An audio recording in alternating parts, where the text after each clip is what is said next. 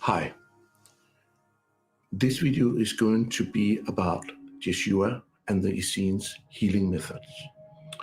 And before you start, maybe you would be interested to watch my video, Passwords and Gateways to Heaven, in which I also are dealing with some of the basics of the Essenes understanding of the universe and the God concept and everything about it. You can also see my book, The Law of Light, because in that I have put all my studies about the Aramaic language, and my latest book, The God Formula, which holds the whole concept of what God is and how it connects to our understanding of who we are as humans.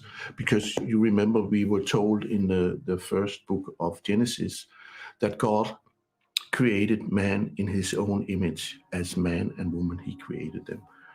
And there is a red thread from that saying to Jesus' saying, or Yeshua's saying in the New Testament, where he says, remember the kingdom of heaven is within you. And as you maybe remember from my video, Passwords and Gateways, that the Aramaic concept for kingdom of heaven is Malkuta Deshem Aya. And that is a very important insight to have when we start working on this.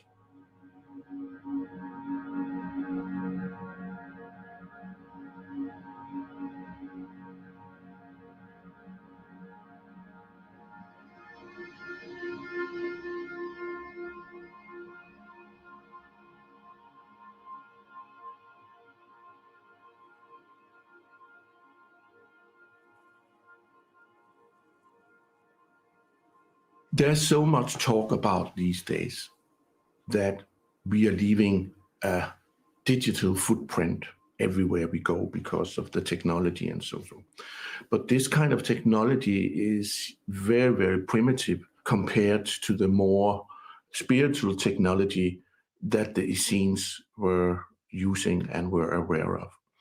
And you should remember we are also leaving an etherical footprint, which is a complete other thing. But just to try to take this into a perspective that everybody knows about, every time we open or our mobile phone are beeping, we respond to it, and there's somebody in the other end usually. And nobody really think about that. How does that voice in there come to your little machine there? And the same thing goes when you open your radio or your television. All this information is coming in, and it is transmitted to you in forms that you can recognize and sounds you can recognize. And in the other end, on the radio station or wherever they are transmitting these informations, they are saying, now we are on the air, now we are in the air. And in Denmark, we actually say, now we are in the ether. So we have long ago accepted that of course this information is real, even if we cannot see it with our naked eye. So that's very strange, that we can go so far and still not accept that we as human beings maybe would have the same abilities that we can also send and connect. My own teacher, Kalle de Montségur, who was a great healer, he said that thoughts are not toll-free, so to speak. Thoughts and words and deeds leave a print in the ether, an etherical footprint, so to speak. And so we are, as human beings, we are creating our own reality through everything that we think, feel, say, and do. And this is no secret. Most people know that now. But still, we seem to forget it in everyday life when we are out in being absorbed in one drama after the other. So actually, when we come into this world, a lot of us don't recognize who we really are and what abilities we were given, what gifts we were given, because those dramas take up all our attention.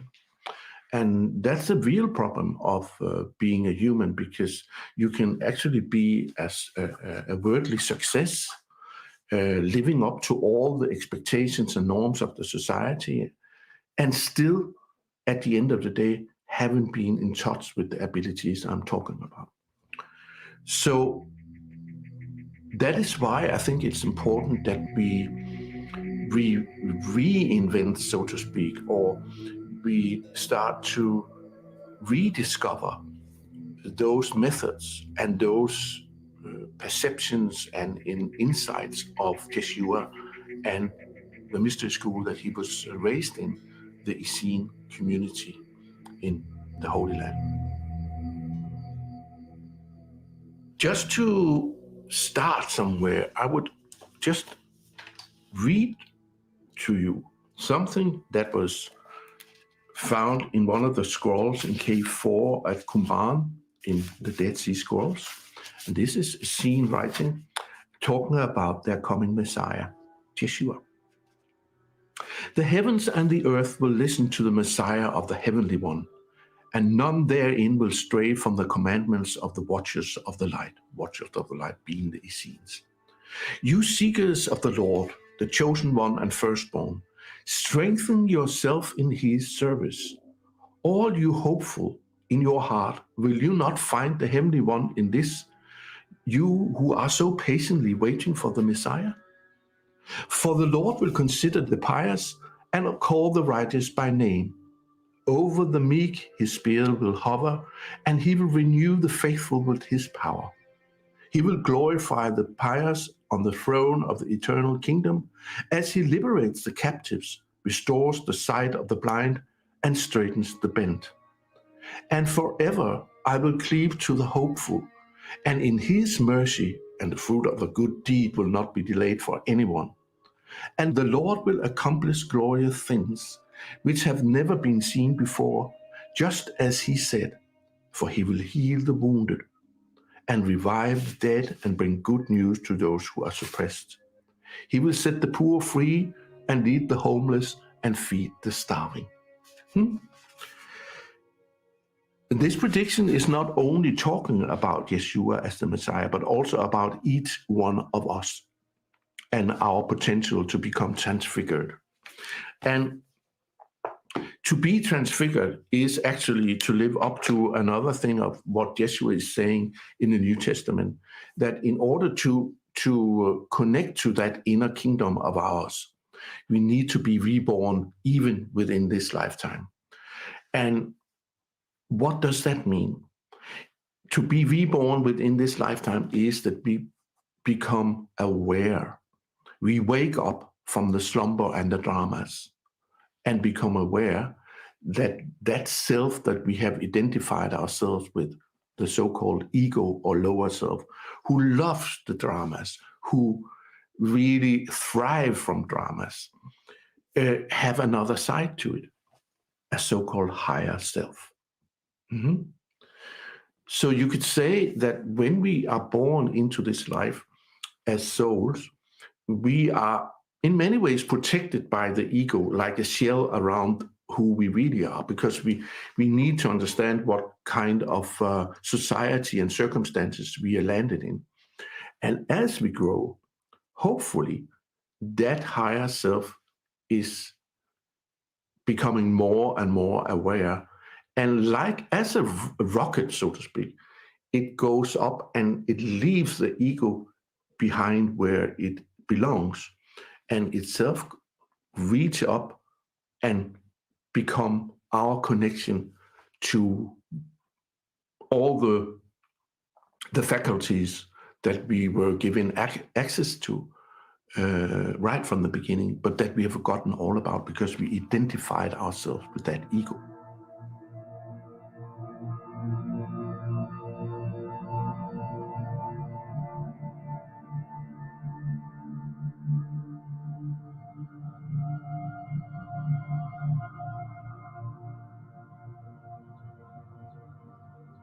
So you are actually asked to be astronauts, but mind you, it's not an astronaut who goes out into outer space.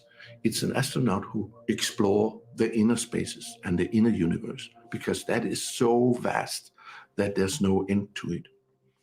But we will come to that. But all these things you have to take into consideration when we are talking about healing, because everyone, you, I, and everybody has this ability to help other people the minute that we know how to connect. So we were talking about mobile telephone and all this information that is in the air and the ether, so to speak. And you should imagine that all those informations that come through the technology, electronics, and so on, is on a very limited and very low kind of frequency band. So like when you are going on radio, you go up or you go down. But if you go into the psychological field, into the so-called lower astral field, that is where all our feelings and our dramas are being played out. So in order to reach up to get connected to the Holy Spirit, this is the same as connecting to the world of the Holy Spirit, to the Book of Life. The Book of Life being that file where everything is written. You know, when you leave a mark by what you say and feel and do and think, it's all written in the Book of Life, meaning everything you give energy is actually there, and it'll come back to you sooner or later. Maybe not in this lifetime, but in the next. But you can be sure one thing, you will always be approached by it. You will always have to face it. Whatever you have sent out will come back to you. So that's another really important thing to have in mind.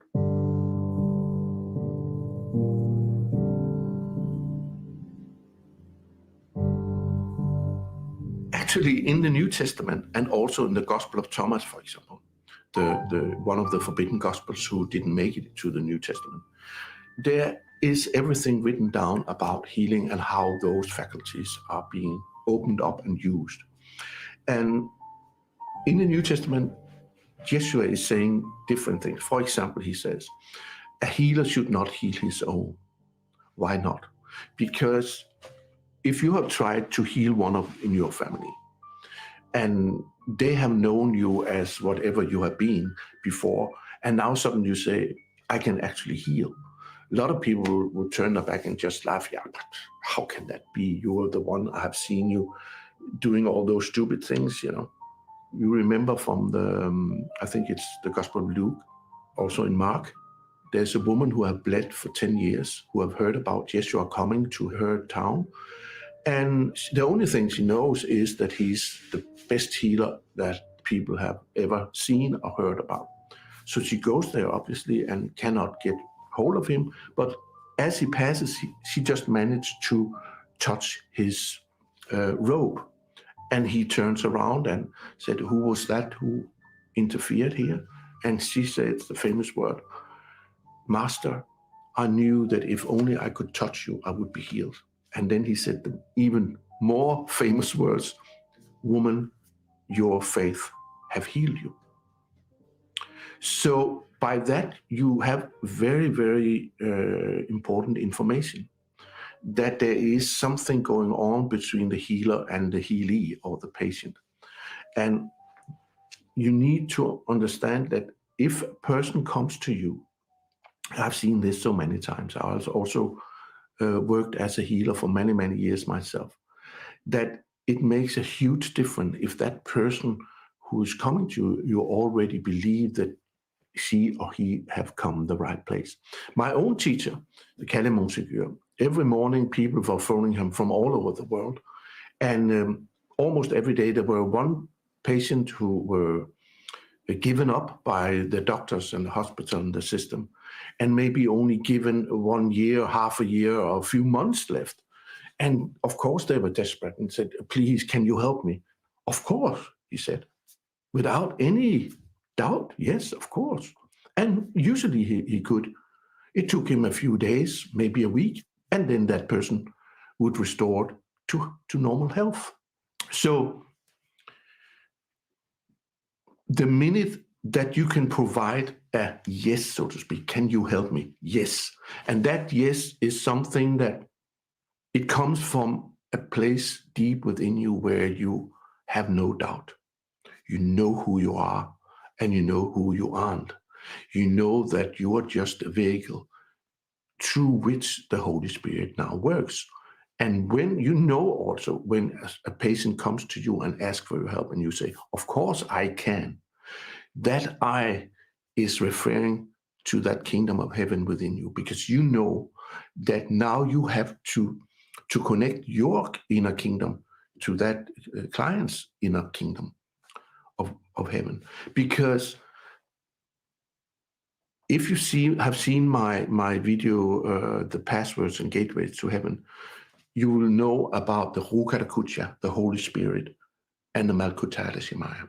Just by your breath, Ruach, MINISTRIES, Holy Spirit, Kingdom of Heaven. You start already when you are your first connection with that client. You connect to them immediately. That even before any words are said, you are trying to establish that connection. And you can do that because you have established that connection within yourself, even before that client came to you.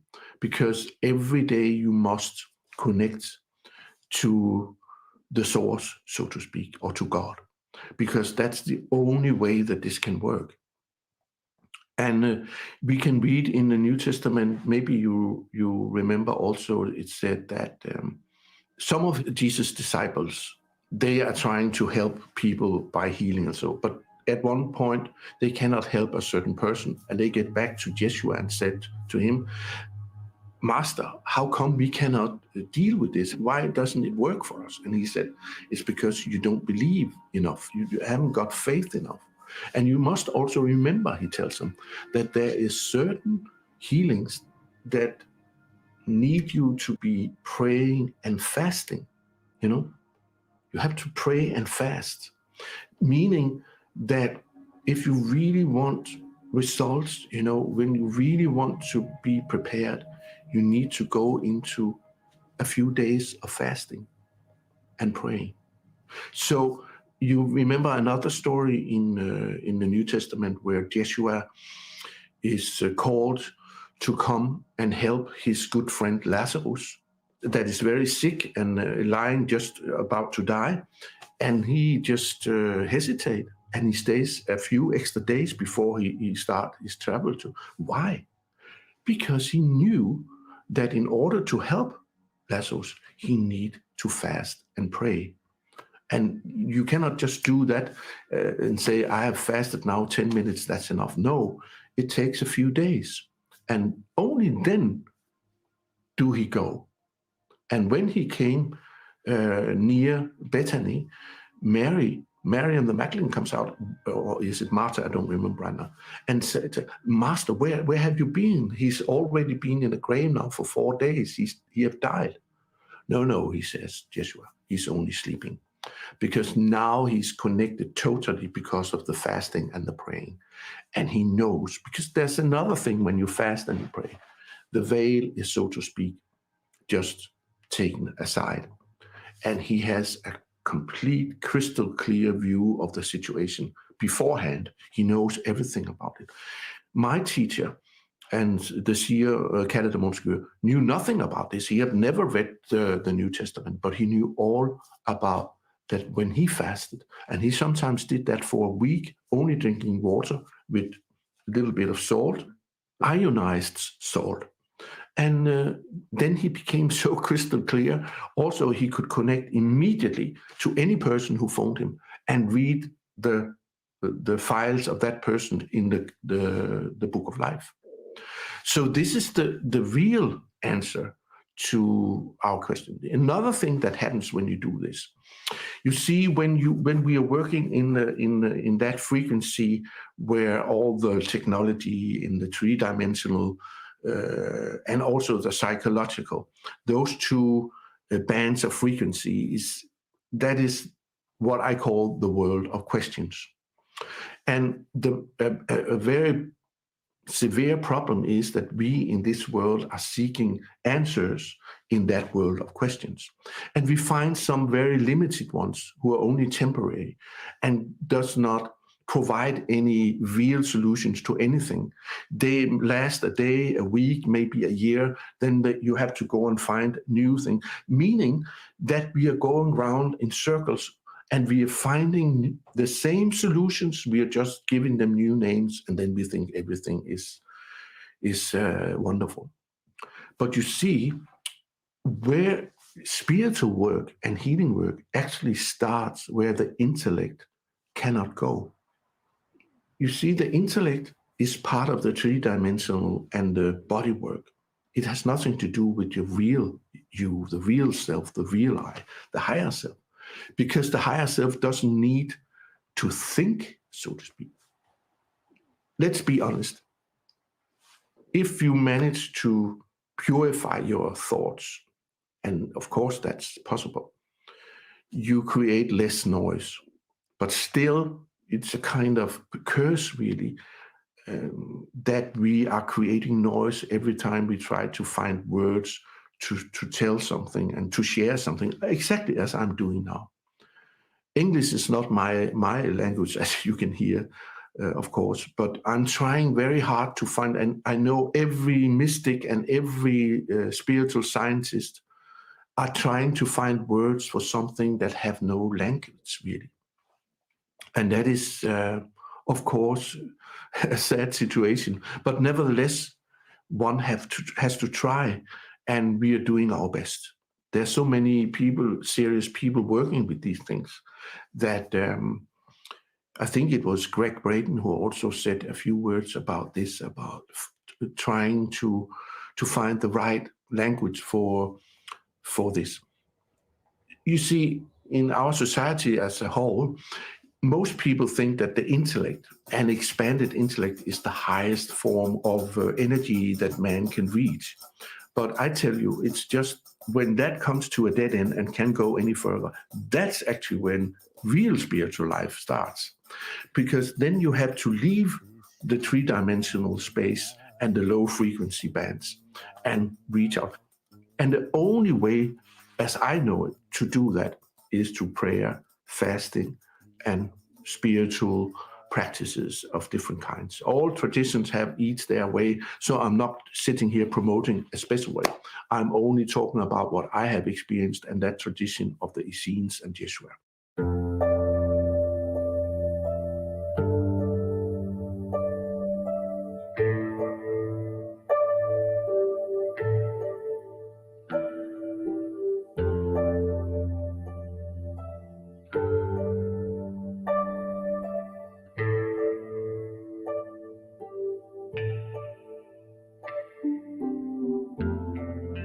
When Yhwh is saying, let those who have ears hear and those who have eyes see. And if you haven't heard and if you haven't seen, how can you know? You know, when I came to Calais de Montségur, I have read books and books and books and books about all these things. And yet when I came to him and met a man who had almost read nothing but practiced a lot, I had to realize I knew nothing, because it can be inspirational to read other people's about their experiences and their work. But at the end of the day, it's your experience that counts, because all the things you haven't experienced can only be theories or vague ideas going on. You need to connect yourself in order to find out. So a lot of people are also saying, yeah, but this hula badula, it doesn't work. This is just magic and magic tricks. And they don't want to go down that path. But they don't know anything about it, because if you want to know if this works, you need to practice it. That's the only way. And of course, Yeshua knew that. Another thing I would also share, when we are talking about faith, only if you have faith can you really open up to all these things. But faith in Aramaic, it's referring to something that you already know, but it hasn't surfaced yet, or you have forgotten about it. But it's all in there, and it goes for everybody. But even if you cannot put it into words, it's an intuition, to the heart connected intuition, a kind of knowing that you cannot really express. That is faith. But you stick to it, even if you cannot express it, even if you cannot express it to yourself. But you know it's there. You have a feeling. And that's the same feeling when you approach a healer and you say, please, can you help me? And that person says to you, yes. You can hear it in the ring of the voice. You can hear it on the whole atmosphere. Even if you don't think about it, you don't think, oh, there's something strange going on here. You just feel it and you respond to it. So if you connect immediately, you respond positively and you think, this is the man, I come to the right place. So that's how it works, you know. That woman who had bled for 10 years, she had heard so many wonderful stories about Yeshua that she was completely convinced that if only she could touch this man, she would be cured. And again, you can see that that is how Yeshua is connecting to that faith within people, because he knows about MALAKIMAC, the kingdom of heaven. He knows about the Holy Spirit. And in that way connect. You remember I told you also in my video, the passwords and gateways, where you can collect things, everything. If you feel you're scattered all over the place, like you yourself are here, there, and everywhere, just do this. And imagine while you're doing it, what it is you're doing. And just take it in.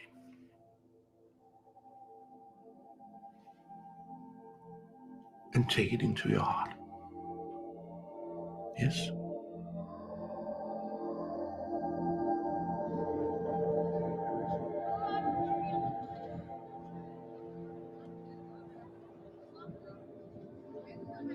I was talking about the quantum physics. And the quantum physics have a lot of wonderful theories about this and that, black holes and some of the theories. But you should understand that the Essenes, or the Brotherhood of Light, they knew all these things. They knew of true experience, because its experience is, there's nothing else but experience. You know, we are actually here on earth to experience things. And when we find out why each one of us is here and why we are here, it doesn't matter if you're a striptease dancer in Soho, or if you are a director of the board in a big company. You know, or something deep within you knows that whatever you do in this life, you are always trying to raise it to the next level, to a higher level of awareness and consciousness. And when you have done that, then maybe that director of the board of a big company finds out, I cannot do this more. I actually want to be a striptease dancer. So he or she goes there and become a striptease dancer, because maybe it feels more up to what that person really is here for. Or the stripper goes and says, I need to be a priest. Okay. So never stagnate anywhere, anything, because at one point you will find the real you and your real path through that kind of being able to move and to not be standing still. My teacher, he said a lot of time, that is one of the very reasons for why people get sick, is they stagnate in where they are. Of many, many reasons, of course. They can be reasons that you have brought with you from former lifetimes, but also your upbringing and the norms in the society, especially the norms in the society, are really having a grip on most people, so they don't dare go anywhere. My teacher, he said, sometimes it looks to me that people are only hopping around on one leg. For Christ's sake, use your whole potential All your gifts are being given to you because you should take them here, bring them here, and start to share them with everybody else. That's why we're not here to collect a lot of things and a lot of riches just to live up to our norms and be he's one of the richest persons in the world. No. Of course, there's people who have to go through that experience, but most of us are here to share the gifts that was given that we are carrying within. And among those gifts are the gift of healing.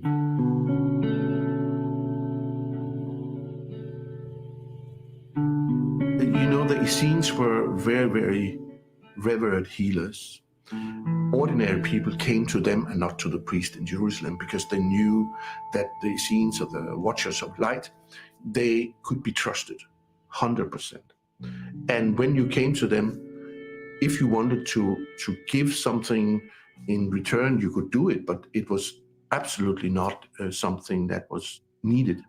If you, on the other hand, went to the priest in Jerusalem, you needed to buy offerings and this and that, and before you came in, and all the money from the temple, out from the first court of the temple, the whole business of doves and animals to be sacrificed was a business of the priests. So that is why Yeshua at one point just went in there and turned all the tables around and all the money changers and all this. You have made a den of thieves of my Father's house, he said. So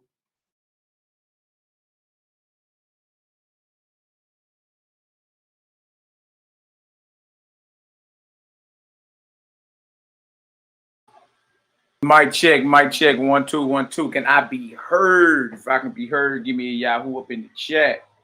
Blessings to the family, abundant blessings. I salute you all in the name of the Most High, in the name of the Creator, Yahweh, Yahweh, Yahweh. All right, forever live the teachings of the light, teachings of the Messiah in the heart, minds, and spirits of all you brothers and sisters. Bless up. Y'all see the title? Hey, let me put that link back in too, just in case. That's Lord's Mule. All right, been practicing Essenes methods of healing for several decades. I believe 30 to 40 years, or 3 to 4 decades. I believe so. You understand? He's an old cat. You understand? But did his research and did his studying and had his personal experiences and have actually put into practice Yahshua and the Essenes and them ancient methodology when it comes to healing. All right, so y'all see the title. The title is Witnesses of the Creator's Light in Every Nation. All right, so first we're gonna start right here and show you some universal laws and commandments that the Messiah taught. All right, we're gonna do that real quick, and then we're gonna go into the histories. We see if he done raised up, if the Most High, the Creator, has raised up prophets or witnesses or seers, you understand, witnesses to the light that he has in different localities in this earth. And where are we going to go read about that? You understand? Where can we find some type of history going into the different localities of the earth and the Creator shining his light in them districts? Who was he dealing with? You see that? It's Israel. We just be like, it's just us and only us. No, I mean, look, no doubt, definitely chosen to bring the light of the Creator, but does it stop with us? At what point do we start, reading other people's spirits and seeing if they vibrate on the same frequency or not? Okay, so I see y'all in the building. Bless up. I see y'all in the building. First and foremost, let's get here first. Shout out to all the haters, jaw jackers, and naysayers. We love y'all too. All right. So that's the link right there. Y'all check that on out. That's Lord's Mule. Been dealing with the Essene understanding of healing and the doctrines and all that, communions and all that for 3 to 4 decades, I believe. I know a lot of us be caught up into, skin color and persuasion and all that. But once you understand, once you get to a certain level, you be like, look, I'm past all that. I'm here for the information. We chew the fruit and spit the seeds. You understand? All right, first and foremost, I want to go here first, though. Let's share this first. I'm going to go to the Nazarene Acts real quick. All right, sure. See y'all in the building. Abundant blessings to everybody in the building. Bless up. Bless up. Bless up. All right, first I want to go to is the Nazarene Acts of the Apostles. All right. Page 212, if you got it. All right. Page 212, if you got it. All right, hold on, y'all.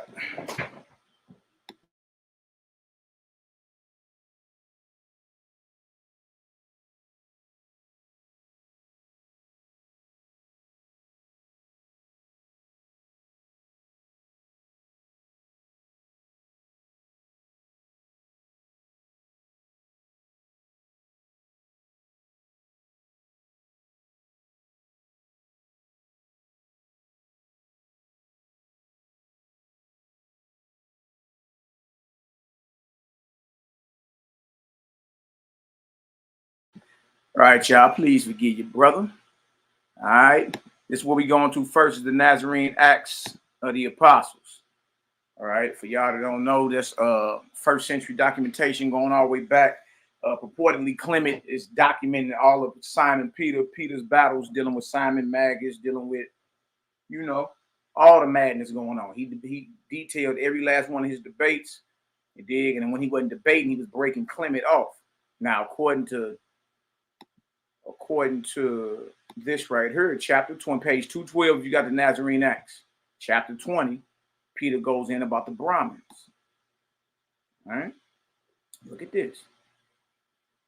Remember the title of the class. All right, witnesses of the Creator's light in every nation. All right, right here in the Nazarene Acts, right here.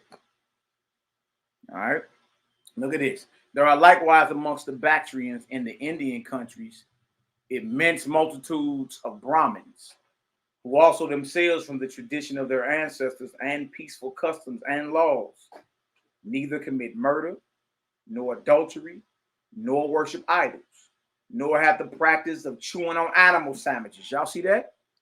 Look at that. Look at that.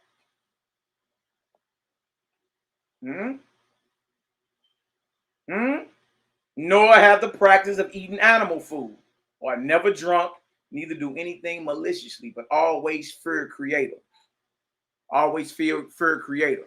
And these things indeed they do, though the rest of the Indians commit both murders and adulteries, and worship idols, and are drunken, and practice other immoralities of this sort. Indeed, in the western parts of India itself, there is a certain country where strangers, when they enter it, are taken and slaughtered and eaten. Cannibals in India, huh? Neither have good stars prevented these men from such immoralities and from accursed food, nor have evil stars compelled the Brahmins to do any evil. Again, there is a custom among the Persians to marry mothers and sisters and daughters. In all that district, the Persians contract incestuous marriages.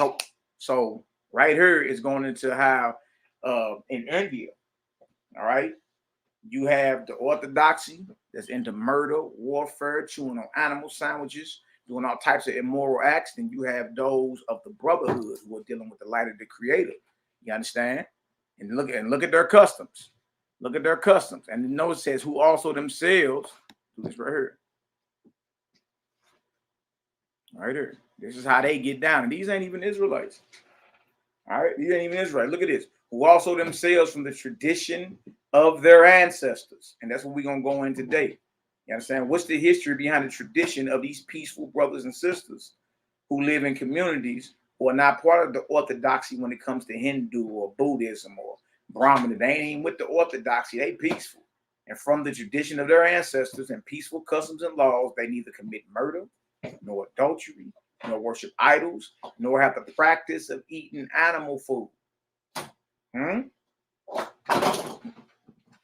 Nor have the practice of eating animal food. Y'all see this? You see this? Wow. But always fear Elohim, or fear the Creator. We established that Peter was dealing with Creator, not gods, not many gods, the Most High. It did. So it's showing the brotherhood of light that has accustomed themselves based off the tradition that they received from their forefathers. You understand? Of a very peaceful life. All right. They don't commit murder. They don't commit adultery. They don't worship idols. So you can't even put the Hinduism and the Shiva gods on them. Nor do they chew on animal sandwiches. They don't chew on flesh food. You dig? Y'all, these are the so when we got brothers that's being dispatched from the Essene communities going into India, going into Egypt, going into all different parts of Persia, going into Greece and all that, they're going to deal with the brotherhood, those who already have established peaceful customs and laws, who don't worship idols, they don't commit adultery, they don't get drunk, and they do not chew on animal sandwiches. This is what the Most High is talking about. Then when he said he raised up witnesses to the light in every nation and to the truth in every nation, that's what he's talking about. All right. And Peter is verifying that in his discourse and dialogues with Clement. He's verifying that, yeah, that's the truth. You did. So in all these great spiritual centers in the earth, you may see temples, you may see idolatry, you may see, but that's the orthodoxy. You never ask about the peaceful community or the peaceful communities that live on the outskirts in the wilderness amongst themselves, who ain't down with the false gods, who not down with the false deities. All right. So if y'all see that, if y'all see that Peter, or who we call Shimon Kepha, Yahshua's disciple or apostle, is teaching that in India, amongst the Indian, amongst the immense multitude of Brahmins, there are those who practice peace. You feel me? And this type of peace and understanding and these traditions have been handed down from their ancestors. If y'all understand that, give me a 9 up in the chat. Bless up. Bless up. And again, that's the Nazarene Acts, page 212. All right, chapter 20, about the Brahmins. All right, about the Brahmins. Oh, we may have a problem. Houston, we may have a problem, Jack. Houston, we may have a problem. Oh, wait. Oh, wait. So they already living like that, according to Kepha or Peter, and it's based off how their ancestors were already living. You did? Hold on one second, y'all.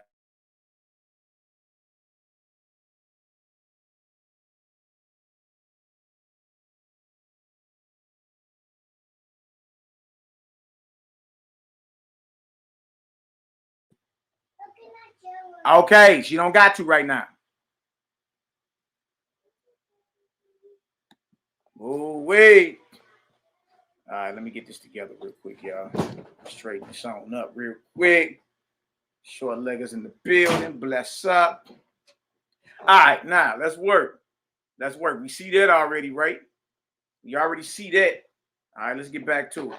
Make sure I'm all good. I can be seen, heard. I got the chat popping. I think we all good. Bless up. Bless up. Bless up. All right, drop that. We're going to drop that, and we're going to go over here real quick. Let me share it is. We got people living the peaceful, the Essene Nazarene life. They ain't even Israelites. Living in different localities of the earth. And they don't get down with the orthodoxy. You understand? They live a total separate life. They deal with the Creator. They don't deal with the false gods who are fronting like Most High, who are fronting like Creator. And you can tell just through the actions of the worshipers. All right? All you got to do is look at the action of the so-called devotee, and you'll see clearly if Creator is being magnified or not. All right? So that's out the Nazarene Essene literature, the Nazarene Acts. Peter is admitting that there are peaceful multitudes in every nation who uphold the light of the Creator. You understand? And they not down with the orthodox that is down with the false gods. I see the 9, so we all good. Bless up. Let's get back to it. Let's get back to it. Easy work. Easy work. Ain't nothing to it. Easy work. All right. I got pulled that up right there. Bing. I got something else for you. Hold on one second. Right here. Went over some of this the other day.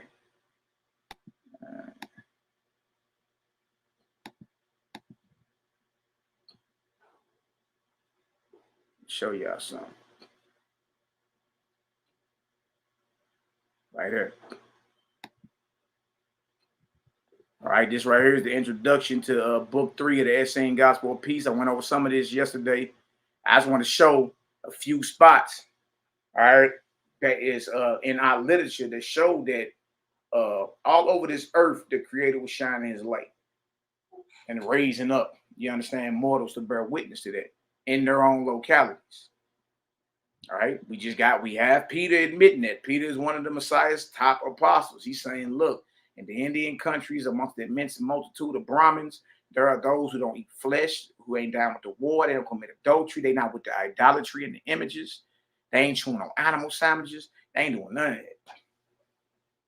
All right, so you got to be careful when you jump out there and be like, oh no, you identify as this, but I identify as that. That means you my enemy. Not necessarily. That's why you got to try the spirit, right? So this is introduction to book 3 of the Essenes Gospel of Peace. What we just read was out the Nazarene Acts of the Apostles. All right, look at this right here. From the remote ages of antiquity, a remarkable teaching has existed, which is universal in its application and ageless in its wisdom. There it is. Universal in its application. So no matter what your condition, no matter what your physical description, whether you rich, poor, whatever, successful or not, the truth is universal. And everyone can apply it regardless of your situation. Regardless of what race or nationality you have, regardless of that, everybody can claim the truth because the truth is universal. All right? Look at this. It says fragments of it are found in Sumerian hieroglyphs and on tiles and stones dating back some 8,000 or 10,000 years. Right? So right here in the Essenes Nazarene literature, just letting you know that these brothers' mindset was not that the world was created 3761 BC, like the current Hebrew calendar says. They were they well understood that the creation goes back way longer than that. All right, look at this. Some of the symbols, such as for the sun, moon, earth, water, and other natural forces, are from an even earlier age. You see that? Preceding the cataclysm that ended the Pleistocene period. Y'all look that up. We talking about history. All right, whatever you talking about should be lining up with history, right? How many thousands of years previous to that teaching existed is unknown. To study and practice this teaching is to reawaken within the heart of every man the intuitive knowledge that can solve his individual problems and the problems of the world. Yeah, it's time for us to take our journey inward. Inward. Traces of the teachings have appeared in almost every country. Now here it is right here. That's what I want to focus on to show y'all that. All right. We already got Peter admitting, look, it's already in India and they ain't get it from us. This was handed down through traditions of their forefathers. Because you heard bro say that, oh, that's because that's us. They learned that from us. No, y'all not understanding. By the time Messiah and his movement doing their thing, it's the Brotherhood of Light already had been established. You understand? Thousands of years in different localities of the earth. You understand? Us being Israelites, us being, a part of the Israelite sect, Israelite movement, Israelite nation and all that, from our perspective, those who held these highlights are the Essenes.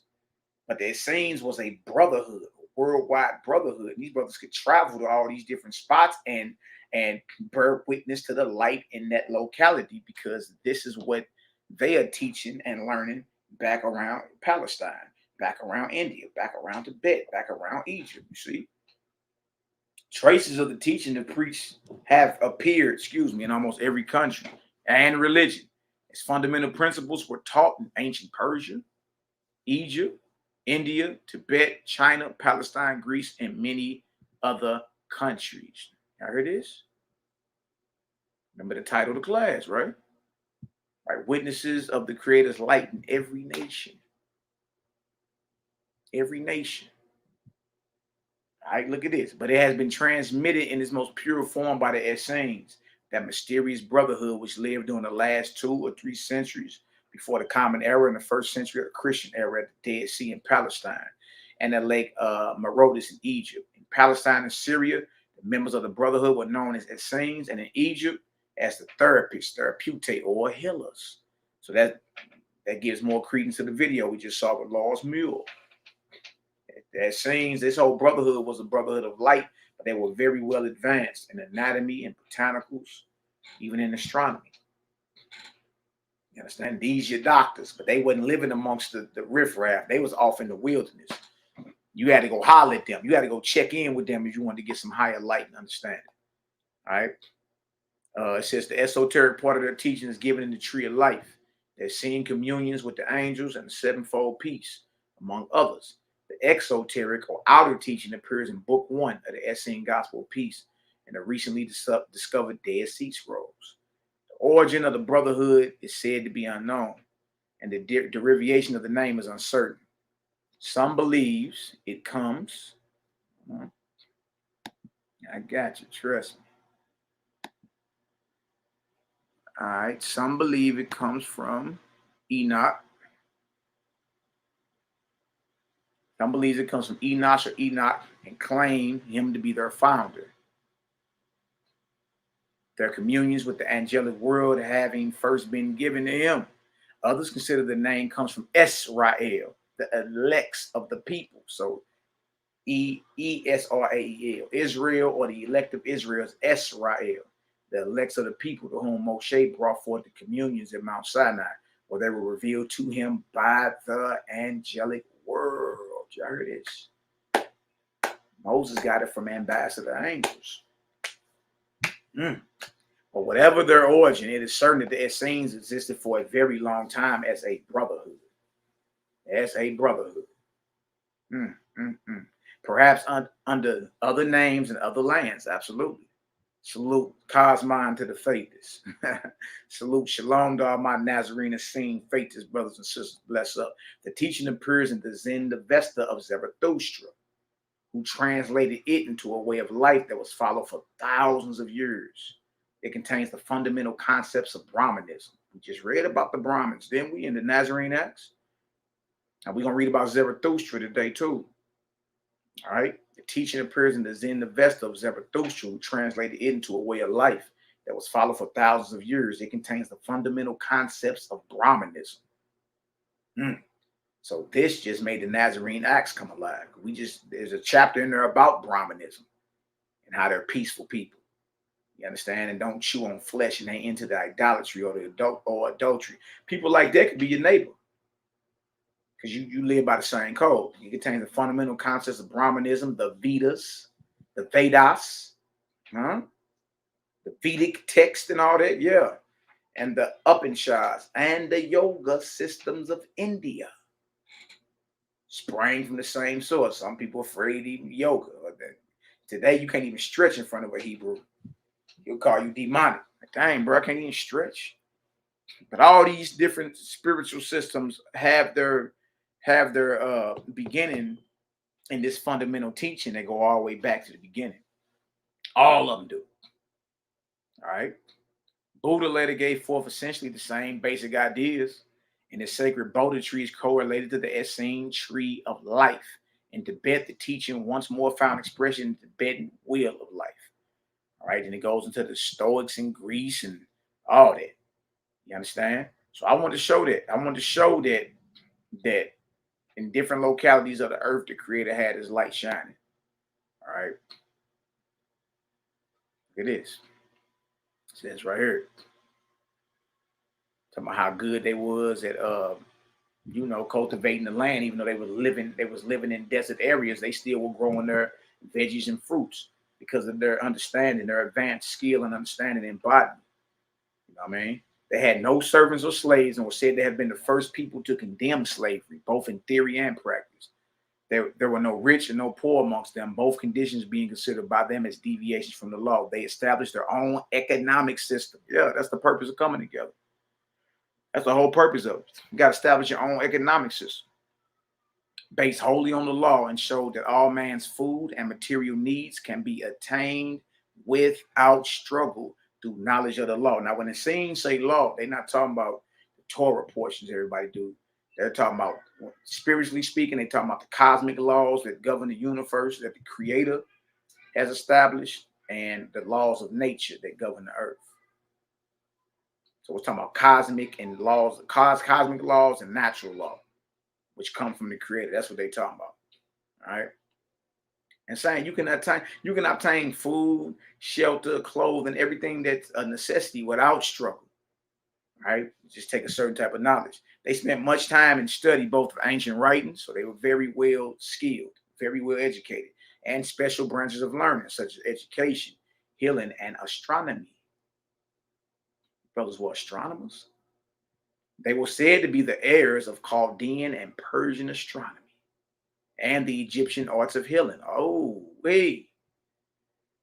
They were adept in prophecy, for which they prepared by prolonged fasting and the use of plants and herbs for healing man and beast. They were likewise proficient. Look at this right here. Y'all see this? So these brothers really was about that high level vibration. All right, high level vibration. All right. So that right there, I just wanted to show that real quick. Yesterday we went into how Messiah and his brother and them was traveling. Right. I just want to hit a little bit of that real quick. Right. In these localities as well. So we got Peter saying there are those in different localities of the earth, specifically India, amongst the immense multitude of Brahmins, you understand, who practice this way of life, this higher light, the light of the Creator. Then we go into the Essenes literature, and it's talking about this way of teaching was known all over: Chaldea, Persia, India, China, Greece, Egypt, Israel, all over. These are the brotherhoods of light. These are those who the Most High is dealing with. All right. And then when you get to the Nazarene gospel, the gospel of Nazarene, chapter 6, the childhood and youth of Yahshua, it goes into his travels.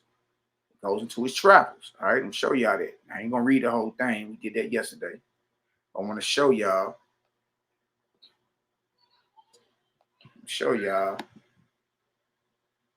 All right. Where Messiah and them was traveling to. Look at this.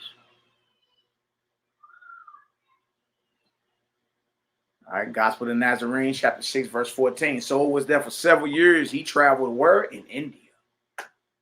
In India. Wow. What are you doing in India? Who's in India? Yeah, you already got brotherhoods of light established. So it was there for several years. He traveled in India and other holy places. And they loved him as he taught the holy scriptures. And Yahshua went into the desert, meditated and fasted and prayed and obtained the power of the holy name, YAH'WH, by which he worked many miraculous deeds. Y'all see this? He traveling. He did from the ages of 13 to 18. He traveling with noblemen abroad. All right, one of the spots he at is in India. If y'all understand that, give me a 5 up in the chat. Yahshua was traveling to India. You ever wonder what he was doing during his teenage years and all that? He was traveling with noblemen, visiting all these different localities of the earth and tapping in with the brotherhood of light. All right, that's all over this earth.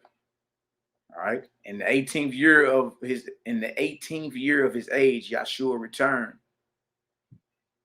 to his homeland and was espoused to Miriam, a virgin of the tribe of Yehuda. And after several years, Yahshua journeyed with his brother James down into Egypt. There they go in Egypt.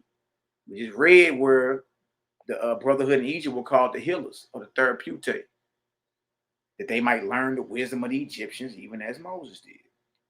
All right, and they went into the holy lands and conversed with the Most High face to face and traveled, learning the languages of birds and beasts, the healing powers of trees, herbs, flowers, the hidden secrets of precious stones. There go your crystals right there. Everything that people call witchcraft today, evil, they're not even going into the intention. All right, anything that you call an evil has to do with intent. Right, but everything people call an evil today, as soon as they hear something about a crystal or a stone, witchcraft. As soon as they hear something about being healed from, herbs and botanicals, witch doctor. We see the Messiah and his whole colony of crew was very well advanced and learned, not only in, the earth, but even in the heavens, astronomy. You see, look at it. And they learned the motions of the sun, the moon, and the stars, the powers of the letters and mysteries of the square and the circle, and the transmutation of things. Wow. Of forms and numbers and signs. Y'all see that? Y'all see that? So we see Messiah and his crew was traveling, getting it in. All right. Look at this. Verse 18. Chapter 6, verse 18. This is after his fiance died. It says, Yahshua then departed at once and went again into India. There it is. And Tibet, throughout Persia, Assyria, the land of the Chaldeans, Greece, in Egypt. Y'all, that's the very thing we read in the Essenes literature. Say these teachings in all these places, and we see Messiah traveling to all these places. And these places already had these communities established, these brotherhoods of light. It's already there. The history, that means the Creator had to already raise up who he was dealing with. You feel me? And by the time the Messiah come on the scene, you got communities who have been living like this for hundreds of years. So what's the history behind that? You understand? What's the history? Oh, wait. All right, let's drop that. We're going to go over here. We go into the introduction or the forward of the gospel of the Nazarenes.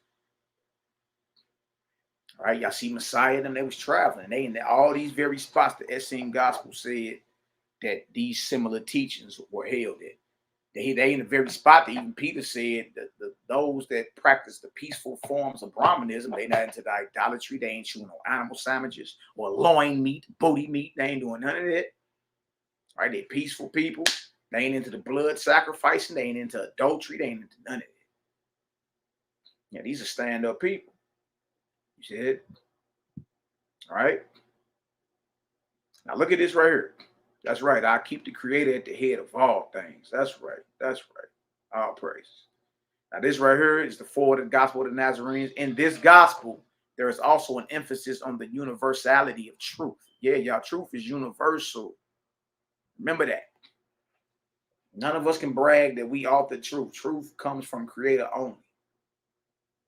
You did. What you bragging about is your own perspective of that one truth. All right. Again, Yeshua taught them saying, the Creator raises up witnesses to the truth in every nation and every age. Y'all hear this? That all might know the will of the eternal and do it.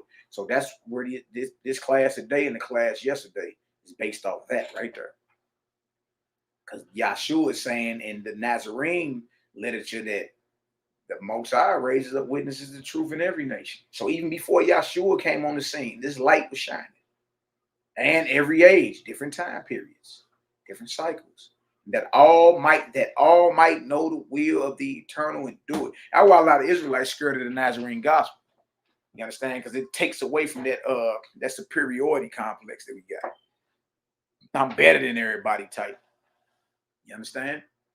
See, it's balanced when you understand. Hold on. What you out here boasting about and teaching, they was already living like that. You understand? Go get with your brothers and sisters in different localities of the earth and, fellowship, build, learn, teach. You understand? Because Creator, they working with the same spirit, the same vibration. The gospel of the Nazarenes is filled with historical statements of timeless truths that are critically important guides for us to live by in both the present and future age to come. One of the most fascinating sections is a new clarification of the ancient commandments, as Yeshua was quoted to say, behold, a new law I give to you, which is not new but old. So this is ancient. You just not rehearing this, or you just hearing this for the first time, but it's ancient, man. All right, so we're going to see when we read this, these commands of Yeshua, the Nazarene, that he got from Creator. As we read this, we're going to go into the histories of these different localities of the earth and read about who the Creator had his light on. And let's see if the teachings are similar, if they line up. Look at this. You should worship the one eternal, unbegotten Creator, of whom are all things made. Man worship is off the table over this way. Man worship, idol worship, all this off the table. All right. Yeshua the Nazarene of Nazareth said, you shall worship the one eternal, unbegotten Creator, of whom are all things made. Look at this, commandment number 2. You should not take away the life of any creature, nor yet torment it.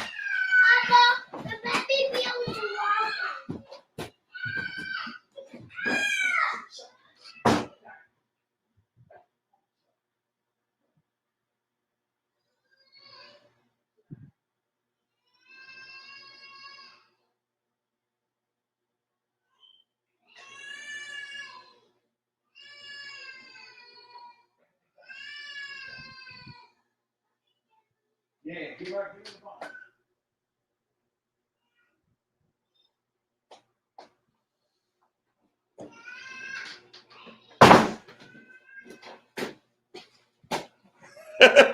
Yeah, forgive me, boy. I'm short legs, boy.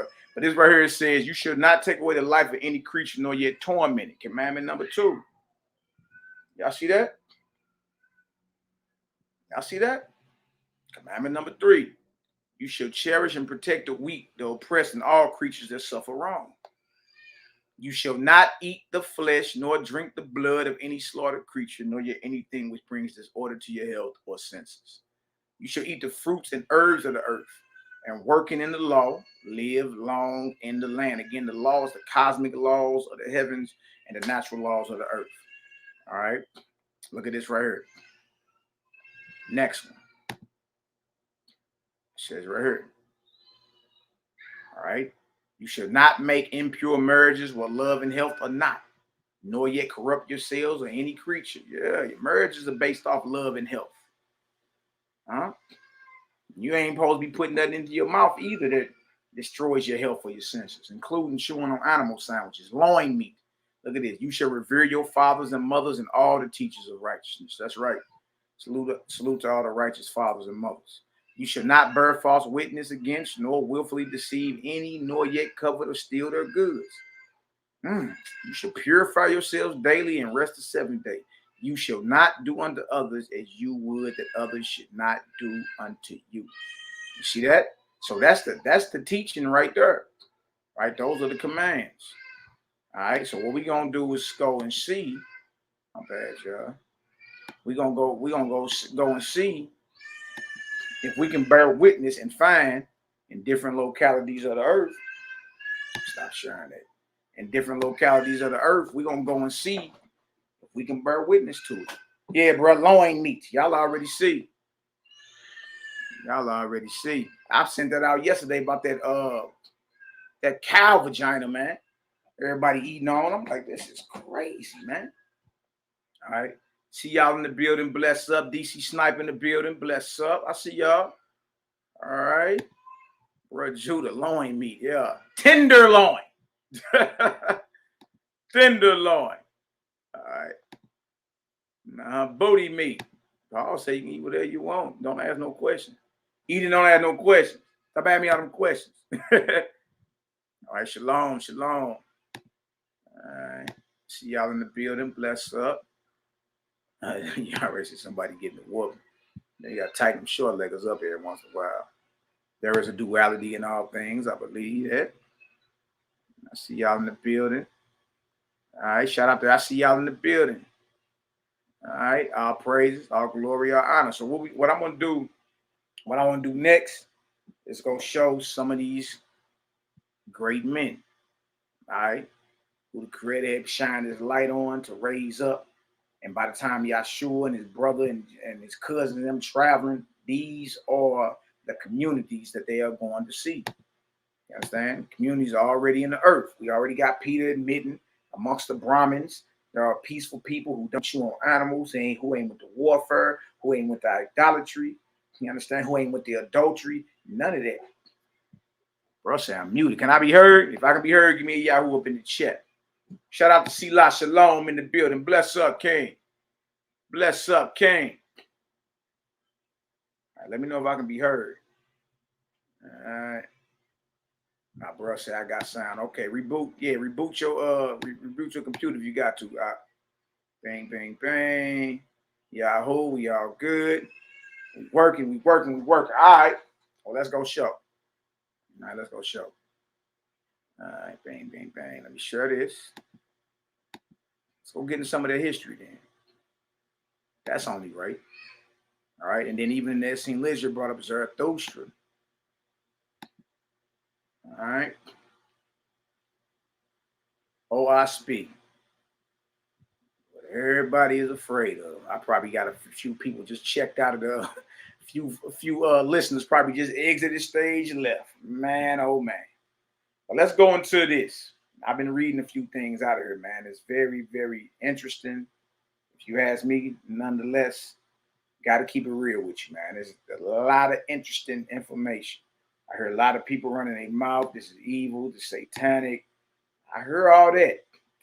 And I understand why you would say that because of how it was compiled, supposedly. Know the history about how it was compiled. know the history behind some of the people who had it but got evil and wickedness done.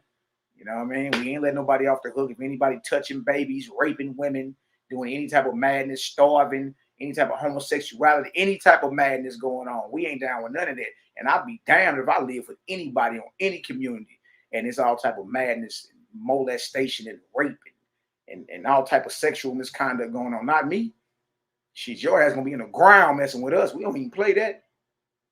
We don't even play that. So just for anybody that is offended that we read out the WASP on the channel, you understand? And all you got is, oh man, the way the man looked, or the way it was compiled, or what some people did that had the understanding years ago and how they went off. You understand? Look, I done looked up all that. I understand. After all that, you still got to examine the text to see if it's evil or not. All right. For example, when everybody's coming out with the sealed portion books a couple years ago, I mean, it was like a tsunami. Everybody talking about sealed portion this, sealed portion that. I wasn't even moved to look at it. When I finally looked at it, I seen that the Messiah, who they called the Messiah, was officiating a gay-ass wedding with his disciples. I said, I'm not even finna entertain this madness for one more second. I closed the book and I don't even deal with it. You see what I'm saying? But that took for me to go into it. I could talk all day about Christopher Nemelka and the Mormons and who compiled what. All right, that sound good, no, but when we gonna go examine the text? And when I examine the sealed portion, even though it may be some stuff in there that may be some good spiritual food, but where I landed in chapter 38 or 39 somewhere. And in that chapter, they talk about a gay-ass wedding that the Messiah officiated with his disciples. You know what I did with that? I'm not entertaining a nanosecond of this bull. You dig? I'm not entertaining a nanosecond of that. And I got about there. You dig? So it's the same with WASP. I still got to examine it after everybody run their mouth. Watch out. It's evil. White man did this. White man did that. All right. I hear all that. All right, but we still got to examine the text to see what it is that's evil. Is the Creator in her sanctioning wickedness? Chapter and verse. Any wickedness being sanctioned by the Most High? All right, so anyway, we're gonna go into this until somebody can show me what's wicked. Then we read out it, and just like with everything, though, we chew the fruit and spit the seeds out. That's it. That's it. All right. Whatever I can use to apply to my environment, my righteous understanding right now, that's what I use. Whatever I can't apply, I spit it out like a seed. Can't deal with it. It don't apply to me. All right. And that's how it's supposed to be, period. All right. That's how it's supposed to be put, period. It's a little meeting that shooting meets me. That's right. Most High's creation, not books. That's right, brother. Yeah, okay. Beautiful book. I mean, like I say, man, if it resonates with you, that's what's up. You know what I mean? But you shouldn't be bound. You shouldn't be wholly bound to anything. You should be allowed to question and, get your questions answered.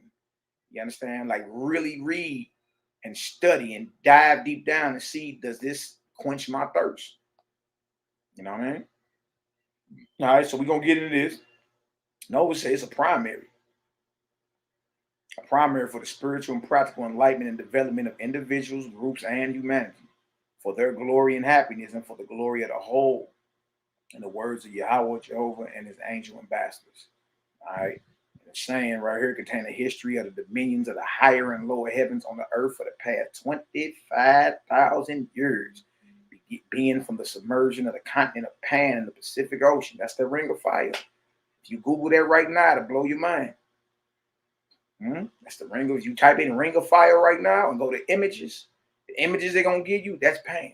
That's a sunken continent in the Pacific Ocean. All right, that's when the flood actually happened. All right, commonly called the flood of deluge, to the Cosmon era, the present day. All right, so it goes into all that. But first spot I want to go to. Let me see how I get to the table of contents in this deal. First spot I want to go to show y'all is. We're going to read about Yahshua real quick. And then we're going to read about some of these brothers in these different localities. All right, let's see if they was teaching. We just read what Yahshua was saying. We just read that, right? Let me get on down to the what it is. I'm looking for the table of contents.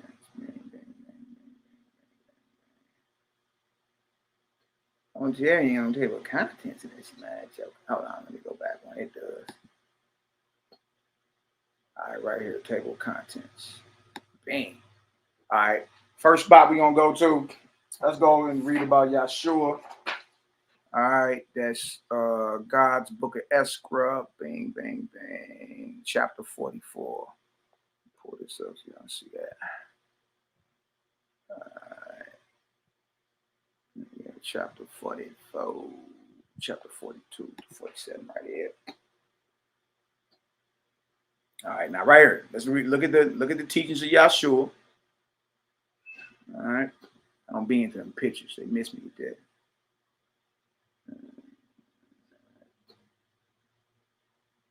Okay, right here. All right, doctrines of Joshua or Yahshua and his death. All right.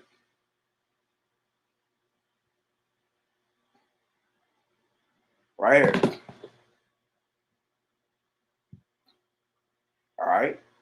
Chapter 44 and 1. God said, these are my doctrines as I talk through Yahshua or Joshua. All right. Yes, there are images in the, you know what I mean, in the WASP. I ain't into the images. Y'all already know. These are the doctrines. Verse 2. You should keep the 10 commandments of Moses. Uh-oh. Uh-oh. All right. Look at this. You should not engage in war nor abet war. You shall eat no flesh of any animal, fish, bird, fowl, or creeping thing that Yahweh created alive. Y'all, we read in the Nazarene, some of the Nazarene literature about Yahshua's commandments, and it's saying the same thing. Saying the same thing, especially about the eating too. You should eat no flesh of any animal, fish, bird, fowl, or creeping thing that Yahweh created alive. You should dwell in families, communities, in the manner of the ancient Israelites who held all things in common. Y'all write down Acts chapter 2. All right. Verse 44 on down. All right. Acts chapter 4, start around verse 37. That shows you that the Israelites or the Nazarenes, the apostles and them, well, that's in the same movement because that's how the Essenes lived. Had all things in common. See that? And this is one of the commands of Yahshua. Right, we supposed to be living in communities. You should dwell in families in the manner of the ancient Israelites who held all things in common. You shall have no king or queen or bow down and worship to any except your creator. Do y'all see this? Right? Same thing Yahshua said in the gospel of the Nazarenes, in the commandments he was given. You should worship one and only unbegotten creator of whom are all things. Y'all see that?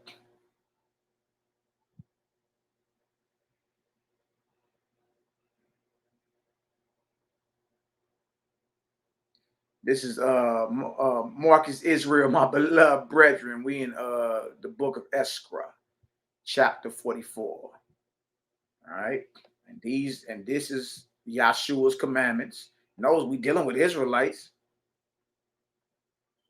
You know what I mean?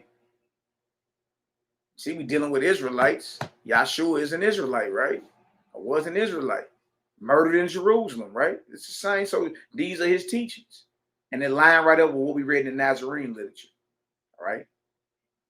In the manner of the ancient Israelites who held all things in common. You shall have no king or queen, nor bow down and worship to any except your creator. What's wrong with that? What's evil with what we just read? Then we were reading the Essene literature that the Essenes didn't have no king or queen. They only had their rabbis, priests, that they was dealing with.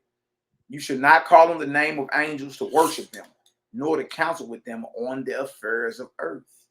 All right, so spiritual communion is allowed, but it cannot be done to advance yourself, carnally speaking. All right, that's against the code. All right, look at this. You should love your neighbor as yourself. and do to your fellow man as you would have him do to you. Look at y'all, the same commands. You ain't gotta be afraid of watch me, man. I know a lot of people got you thinking it's a spell book, and brother, you going off, brother. Oh, God, man, do you know how I came into being, brother? Man, it's a white man. Oh, brother, man, you heard about the colonies, and brother, oh, brother, I already read all that, but eventually we got to get into it. So we can do the same thing with the Bible and be like, bro, you know how many evil cult-like people that form these colonies and communities? You dig? And we use the Bible to promote wickedness. We can do that too. So we're not going to do that. All right? We're not even going to do that. We're going to deal with the information. Because when you're done talking, whatever you're doing goes against what's in the records that you call holy, then you got something you got to answer for. Look at this. You shall return good for evil and pity to those who sin. It's the same thing. All right? Good for evil. It's been said, an eye for an eye, a tooth for a tooth. But I say return good for evil. I done read this before, Matthew 5, Sermon on the Mount, right? And if a man hits you on one cheek, turn the other to him also. Yep. Non-resistance. Kind of hard, ain't it? Non-resistance is kind of hard to live, man. Kind of hard to live like that. Bitters, one bitters are sour. Good night. All right. The man shall have only one wife, and the woman only one husband. I know a gang of brews, man. Dead. Oh, no. Look, and even if you a brother got multiple women and all that, even if you don't add up or line up to this, right, it still don't take away the fact that that's what's taught. All right. We all fall short somewhere. Just be striving to get there. And that's it. As the children honor the father, so will the family be blessed with peace and plenty. Remember that all things are of Jehovah or Yahweh, and you are his servants to help one another. And as much as you do these services to one another, so do ye serve the Creator. Serving the Creator based on what Yahshua is teaching is based off the service you do unto others. That's what it's about. Service done unto others.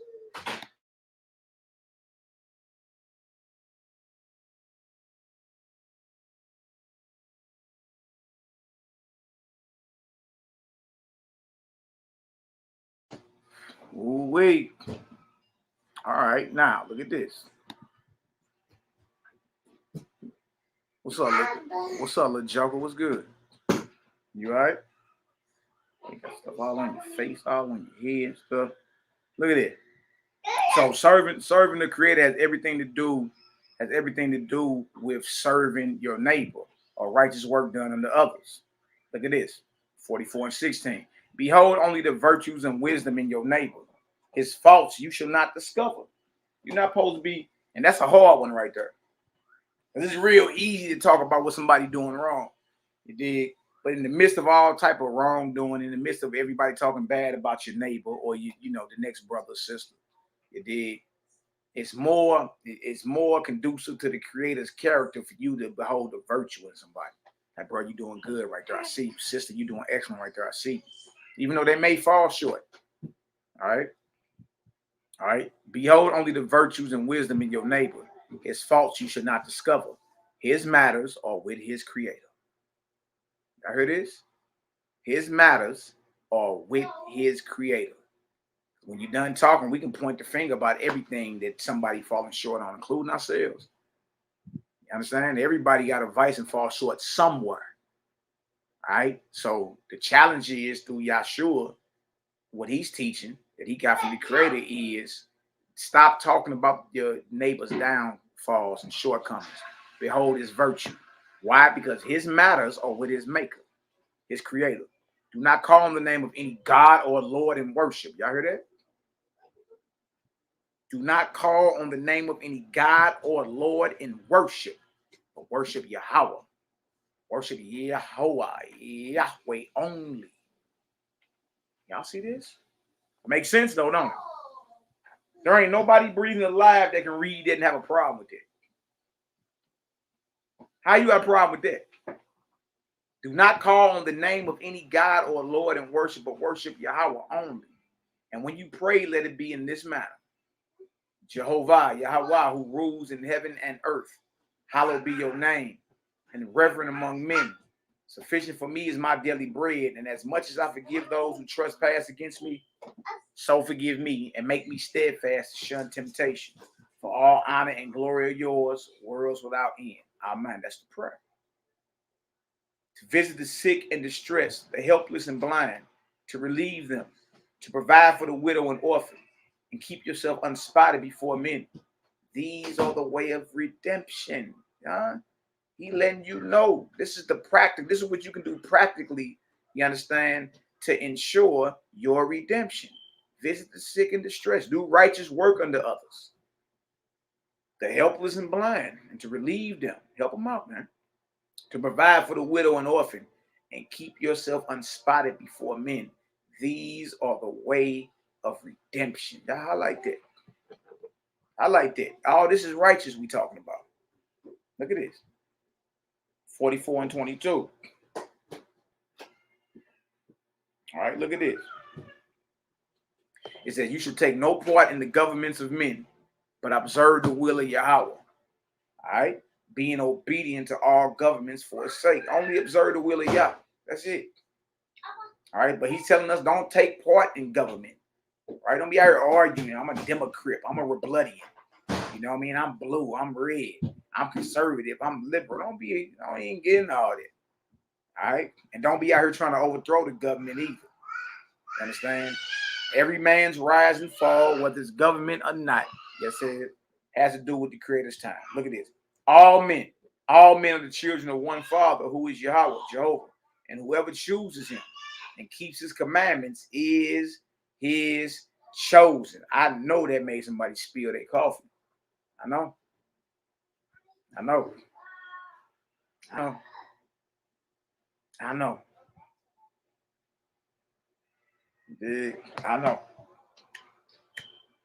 See that? But we read the Nazarene Acts and the Nazarene Gospels that are there. All men are your brothers. So YAH'KI is saying the very same thing the Nazarene is saying, literature is saying. All men are your brothers. They ask you where you from, tell them you from the brotherhood. The brotherhood surrounds the heavens and the earth. Only a miserable soul will tell you he born in a certain corner of the earth. You see that? Look at this. To preserve the seed of his chosen, you shall only wear with the chosen.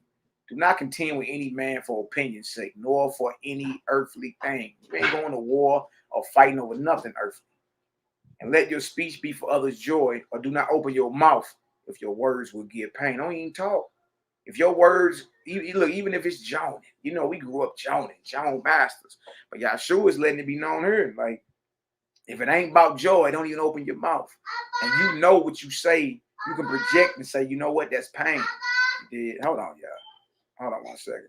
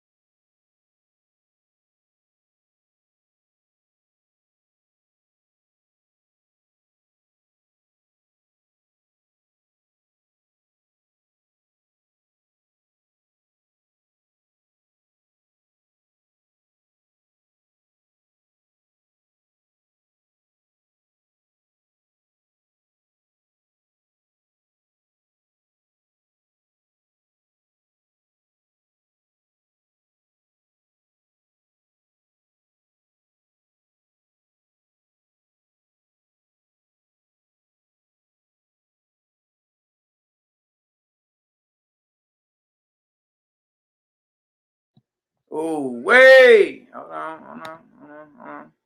And let your speech be for others' joy, or do not open your mouth if your words will give pain. All right? Remember that. What are we talking about here? All right? Watch this. Watch this. Therefore, be considerate with your speech, teaching others by gentleness and love to be respectful toward all men. Preserve the sacred days of the rabbis, the priests, and rites and ceremonies of MELCHIZEDEK. For 3 years, Yahshua traveled among the Israelites, preaching and restoring the ancient doctrines. Y'all see this? What we just read about him is ancient. the ancient doctrines. And there were gathered in groups of 10s, 20s, and 50s, more than 2,000 Israelites of the ancient order of Moses, who became steadfast followers of the teachings of Yahshua. Y'all, this book was just for you Israelites. What you mean? It's for you. It ain't just for you, though. But yeah, you all up in here. We all up in here. You understand? Yahshua taught the higher law, the higher light. All right. But because of persecution by the apostate Jews, they kept themselves aloof from the world, having signs and passwords by which they knew one another. All right. That's why your Masonic orders and your secret societies, hell, and even your sororities and fraternities, they get all that from the ancient Essene brotherhood and all that, because they understood they had to preserve their doctrine, and they knew that everybody wasn't right. Right. The apostate Jews were being led by Baal and his demonic hosts. You got the Essene brothers and them led by the angels of the heavens. All right. So they had to establish in the flesh, they had to establish doctrine of reserve and certain signs and passwords to make sure you was good. Other than that, you understand? Because it's real out here. Look, they being hunted, they being killed, murdered, all type of stuff. First, the god Baal, and after him, Thoth inspired the kings and rulers against these faithists. You Israelites are the faithists. So when you hear us say, shout out to the Nazarene faithists or the Essene faithists, the Israelites, because the faithists are the Israelites. In our locality of the earth, when it says faithists, you're dealing with the Israelites, right? The elite out of Israel, not the apostate Jews. You're dealing with Yahshua and his whole crew and the Essenes in them. All right. The religious hierarchy and the religious leaders, you understand, they were up under the inspiration of Baal and Thoth, you know what I mean, against these faithists. And they proved them by commanding them to eat flesh, even swine's flesh, which if they refused was sufficient testimony under the laws to convict them of being enemies against the gods. So they were scourged and put to death whenever found. Now it came to pass that Yahshua went into Jerusalem to preach, and then not many days after, he was accused of preaching Yahweh. Y'all see this? Y'all see this? And he was arrested, and while being carried to prison, he said, "You are hypocrites and blasphemers. You practice none of the commandments, but all the evils of Satan. Behold, the temple shall be split in two," which has happened. "And you shall become vagabonds on the earth." At that, the multitude cast stones upon him and killed him. Yahweh sent a chariot of fire and bore his soul to paradise. Oh, wait. Oh.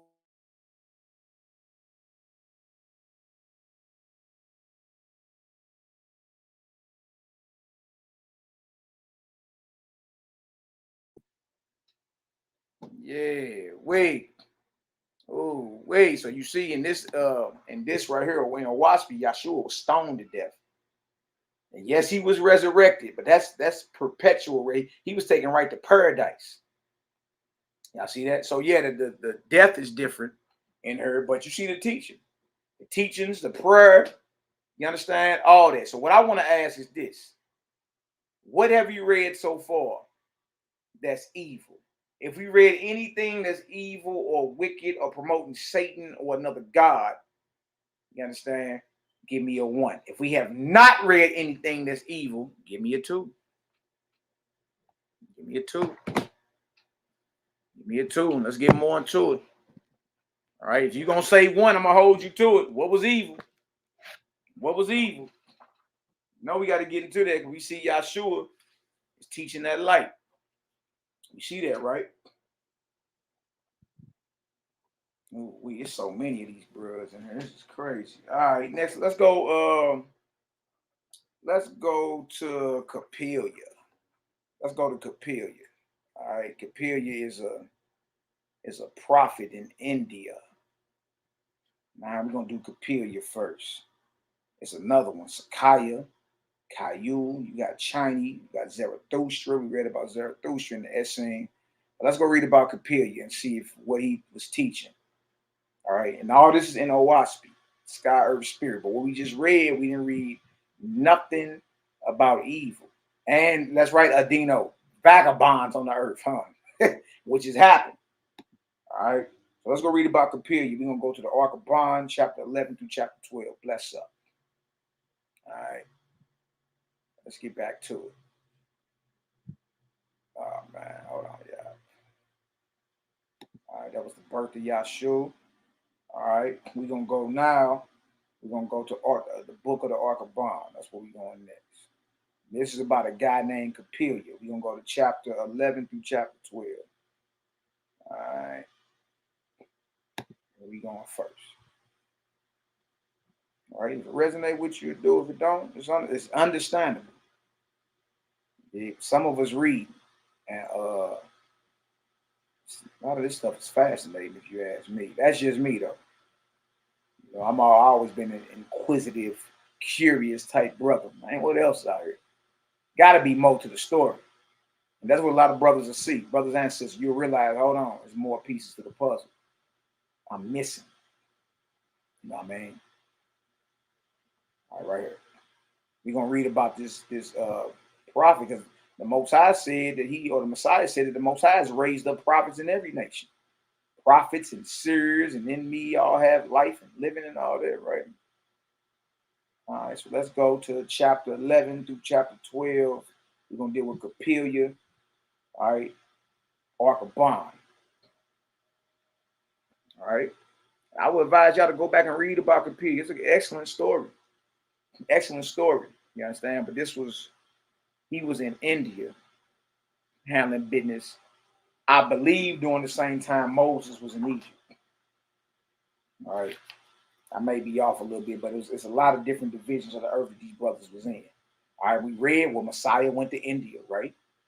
We read where Peter was talking about Brahmanism, and you know there are those amongst the Brahmins who live this way too.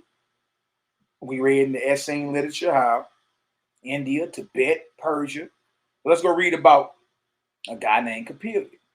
All right, this right here is the Ark of Bond, chapter 11, start at verse 1. Yahweh said to Kepha, my chosen shall not have kings. Oh, I, Yahweh, am king. As through Zarathustra I gave rabbis, priests, and chief rabbis, chief priests. So have I done the same through you and their families or my families. Right? Most I said, I'm setting up communities. Right? I'm not setting up kings. My chosen don't have kings. All right, communities, family. You know what I mean? A whole bunch of families make a community. A whole bunch of communities make up a nation.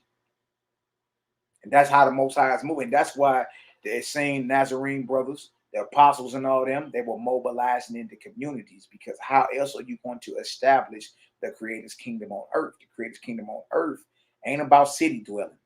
It's wilderness. It's country dwelling. Those who agree come together and share resources. See that? And this was going on thousands of years ago, even in India. It was the same way. They had to mobilize into communities. Verse 2, to the unrighteous I give kings and kingdoms of men. Y'all heard this? To the unrighteous I give kings and kingdoms of men. Wow. Wow. For they who do not perceive me, who am the higher law, shall have that which they can perceive, which is the lower law. Yeah. Yeah. And that's the lower law. You're going to get a tyrant to rule over you. For those who can't perceive the Creator, the all-person, the all-in-all, the ever-present, the always was, is, and never shall be, to you he gives kings.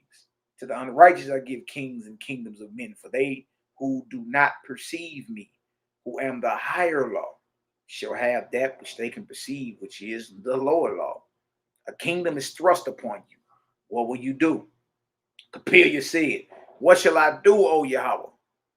Jehovah answered, saying, permit yourself to be proclaimed at home and in the prophecies, after which you shall ratify the laws and then abdicate, and the kingdom shall fall into others' hands. So the Creator then put Kepha up to, you know, it's a strategy. He's saying, well, look, I proclaim yourself as king. Dig, as soon as you ratify some laws, as soon as the laws are ratified, you understand, that will protect the faithless, that will protect those who see the light, that will protect those who listen to you, then you lead the throne. Creator told him, look, go take the throne, you know, announce yourself, proclaim yourself as king, take the throne, change the laws, and then leave the throne to others. You see, that's cold. He's like, look, you only announce yourself as king, so you got the authority to ratify these laws. And these laws you're going to ratify and change will protect my people. That's cold. As soon as you do that, leave the throne. Like the creator telling you, like, look, I'm finna give you like 500 billion. All right? Take the 500 billion, ease everything that's going on with the faithists all throughout this earth. You dig? And whatever you got left, give it back. Don't take nothing. That's cold. Look at this, verse 4. Kepha was proclaimed and known as King Kepha, and he abdicated. And then Helopesis became king, and he became obligated to Kepha, so that the latter, though not king, stood as a protector over the faithists. Abdicate the throne. Now you be king, but guess what? You got to deal with me and holler at me, because the line of the creator, the light of the creator is on Kepha. What kingdom this cat think he gonna run if Kepha ain't there to give him the wisdom he need to run it? All right. And this whole thing was that he can be a protector over the faithists, even greater than Helopesis. Nor can any laws be enacted affecting the faithists without the consent of Kepha. You want to deal with the creator's people in these communities, you gotta holler at Kepha. Gotta holler at Kepha. All right, look at this. Yahweh have said, my people shall be a separate people. They shall live under my laws, for I am their king. Now, the whole time from Kepha's first beginning of the restoration of the Zarathustrians, or the faithists, until establishing a protectorate for them, was 5 years. After this, Kepha traveled about east and west and north and south, collecting together the scattered remnants of his people.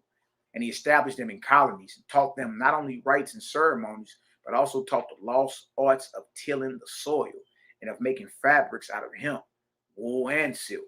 And he established schools and provided teachers for the people. Kepha really raising them up. See that?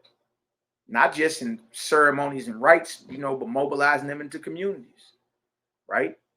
Learning, teaching them how to what? Till the land, to produce food. Teaching them how to what? Make fabric. Remember, they had their own economies. Teaching them to raise them up. He was teaching them to be self-autonomous, self-sustaining. You see, and then there's no reason why we can't do the same thing. Kepha established schools, education, all that. Look at it. Kepha said, the first virtue is to learn to find Yahweh in all things and to love and glorify him. That's the first virtue, or the first law. We supposed to be able to find the creator in everything. To love and glorify him. Second virtue is cleanliness. All people, old and young, shall bathe once a day. Yeah. You see that in the Essenes literature. Them brothers bathed all the time. That was part of their ritual. They got up and bathed. But we see Kepha on the same thing. Same commandments. Same way of life. Same outlook on creator. Same peaceful, harmonious brothers and sisters. Same. It's the same exact thing. Look at this. The third virtue is to eat no fish nor flesh. Yahshua taught the same thing. But Kepha lived before Yahshua. But it's the same doctrine being handed down. It's the same light. Y'all see this? The third virtue is to eat no fish nor flesh, nor other unclean thing. For what profit is it to bathe the outer part if one puts filth within? How you taking baths and bathing every day, but your inwards is a graveyard? Make that make sense. Even Messiah, what Messiah tell you in Matthew 23rd chapter? Don't just clean the outside of the cup, clean the inside first, then you clean the outside. See that? The fourth virtue is industry, because the Father gave man neither feathers, nor hair, nor wool. Let it be testimony of his commandment that man shall clothe himself. Yeah, raise yourself up. Clothe yourself. All right? To clothe oneself and to provide oneself with food. These are the enforced industry upon all people. Exactly. You got to feed yourself and clothe yourself, right? In addition to these, to labor for the helpless, to bathe them and feed them, and house them and clothe them. These are the volunteer industries permitted by the Father, so that you may prove your soul's worthiness before him. Without industry, no people can be virtuous. How are you claiming you virtuous? I'm a virtuous bro. I'm a virtuous woman. You hear that all the time, right? Well, you got to abide by the virtues, right? Look at this. He's telling you how to prove your own soul's worthiness. Right? In addition to these, to labor for the helpless. See, it's all about righteous work done unto others. That's it. That's how you serve the Most High. All right? And don't bow and worship none else but the Creator, the Most High, Yahweh. That's it. And righteous work done unto others. After that, y'all, is purity of body, health. That's what this whole thing about. All right? In addition to these, to labor for the helpless, to bathe them and feed them, and to house them and clothe them. Yeah, y'all see, that's the work we're supposed to be doing. These are the voluntary industries permitted by the Father, so that you may prove your soul's worthiness before him. Without industry, no people can be virtuous. None. None. One of the rabbis asked him, what industry? Remember, a rabbi is a priest. One of the priests asked him what industry was. To this, Capillia replied, to keep oneself in constant action to a profitable result. Yeah. Stay in motion, and guess what? Whatever you're doing needs to be profitable. Stay in motion. That's what industry is. Constant motion, constant action to a profitable result. To rise before the sun and bathe and perform the religious rites by the time the sun rises. And then to labor, not severely, but pleasantly. Yeah, you ain't, this ain't slave labor we talking about. All right. And then to labor, not severely, but pleasantly until sunset. This is industry. The industrious man finds little time for Satan's inspirations. Yeah. Because you busy in industry, you busy providing, you're in constant action to a profitable result, and you get up and do, get up and do what you're supposed to do before the sun come up. You understand? Those your meditation, your prayers, your communions, and your bathing. See that? Yeah. Look at this. The fifth virtue. The fifth virtue is of the same kind, which is labor. There shall be no rich among you. There shall be no rich among you. A lot of people don't want to hear that. That ain't other creative. You stacking riches. The only thing you promise is what the Essenes literature says. The Essenes teacher of peace, or the Essenes teacher of righteousness, says in the Essenes literature, the more money that you stack, the only thing that you can guarantee is that the walls of your tomb will be thick. You have thick walls for your tomb. You have a fly grave marker. But that's it. All right. There should be no rich among you, but all shall labor. As reasonable labor develops the strength of your physical body, so also by the act of labor, the spirit of man develops beneficial growth for its habitation in heaven. The physical labor you do right now, right, the industry that you are in right now will benefit you once you cross over. Yeah, because there's more work to do. Yeah. For I declare to you a great truth, which is that the idle and the rich who do not labor with the physical body are born into heaven helpless as babes. Good night. Bet it's nasty, boy. Good night. Y'all hear this? You say, I declare to you a great truth, which is that the idle, that's the lazy, and the rich who do not labor with the physical body are born into heaven helpless as babies. Y'all heard this? The sixth virtue, which is greater than all the rest, is abnegation of oneself. So you got to become selfless, not selfish. Selfless. Without abnegation, no man shall have peace of soul, either on earth or in heaven. Consider what you do, not that it shall profit yourself, but whether it will benefit others, even as if you are not one of them. Without the sixth virtue, no family can dwell together in peace. Yeah, self-abnegation has to do with self-sacrifice. All right. You labor and work hard for the benefit of others. You check on yourself last. Yeah. Yeah. Look at this. And I remember, man, as an elder used to tell me back in the day that salvation is selfish. I never knew what you mean, selfish. That didn't even make sense when he said it. Now we got higher understandings. I'm like, nah, he tripping all the way. What you mean salvation is selfish? No, it's not. It's selfless. You got to labor and work for others. It ain't selfish at all. All right, look at this. The seventh virtue is love. When you speak, consider whether your words will promote love. If not, then do not speak. Same thing Yahshua said. All right, if your words will not promote love, don't even say nothing. And you shall have no enemies all the days of your life. But if you can justly say a good thing about any man, do not be silent. This is the secret to win many loves. If you can say something righteous and good about any man, don't bite that. Don't hold that back. This is how you win many loves. You know what I mean? Speak on the good of others, not his downfalls, not his shortcomings. It matters with his maker. The 8th virtue is discretion, especially in words. Consider well and then speak. If all men would do this, you would be surprised at the wisdom of your neighbors.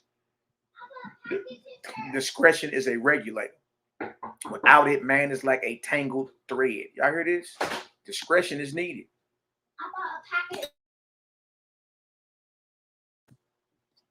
So discretion is needed. Y'all see that?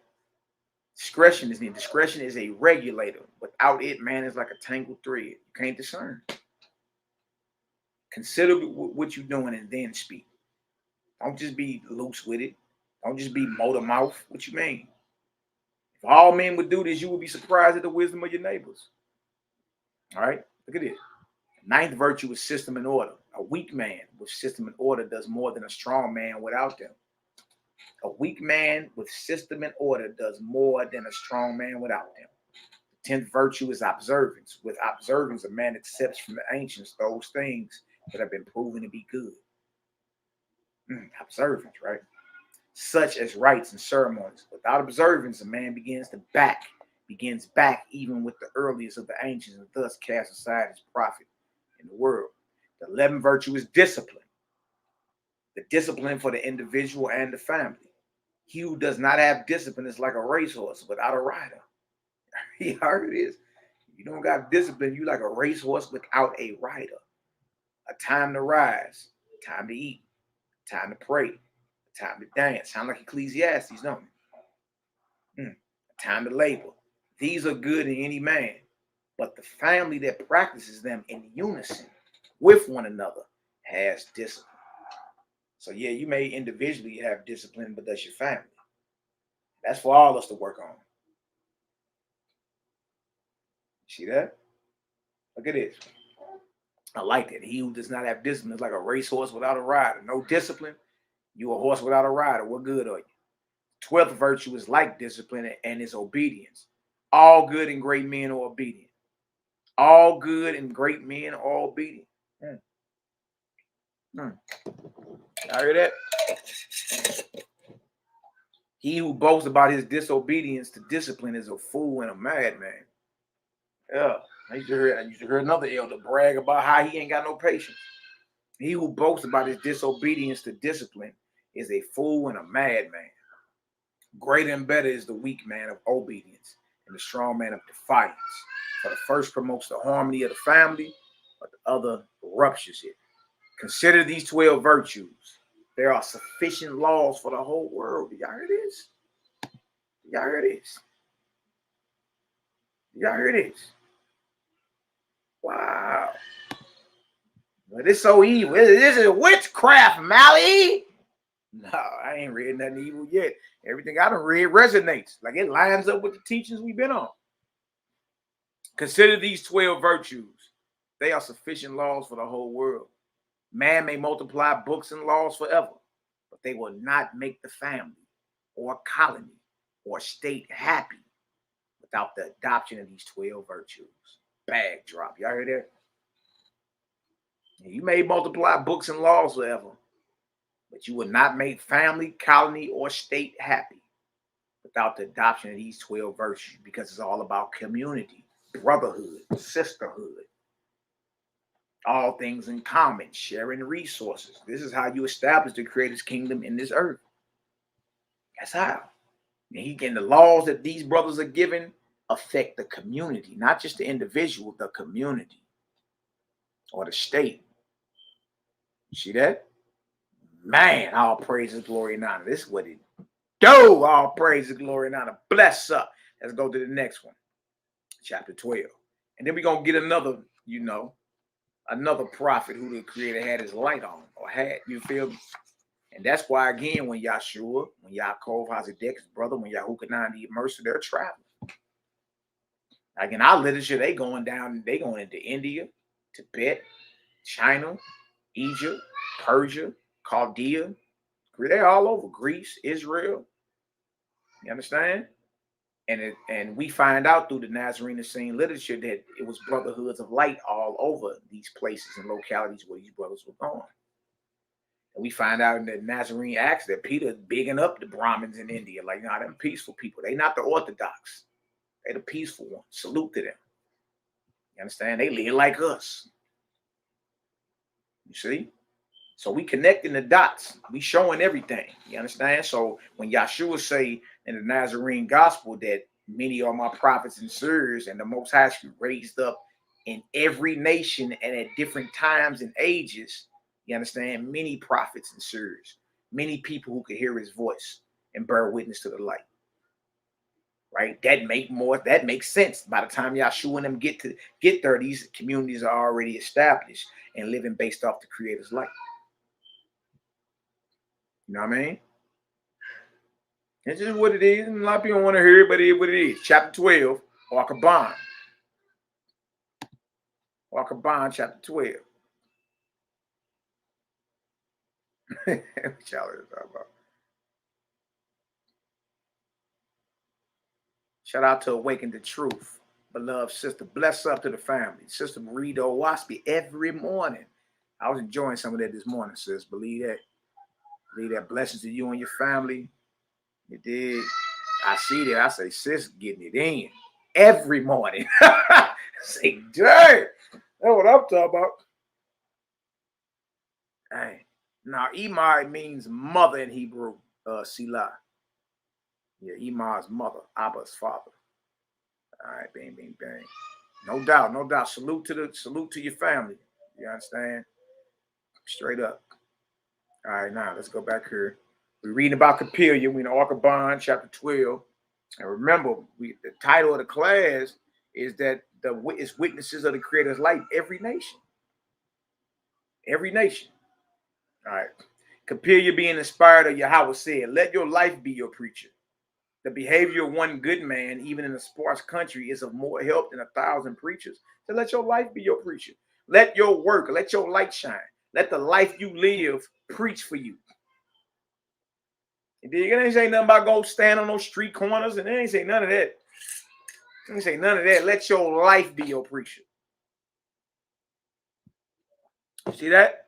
Behavior, accountability, righteous work done unto others. All right.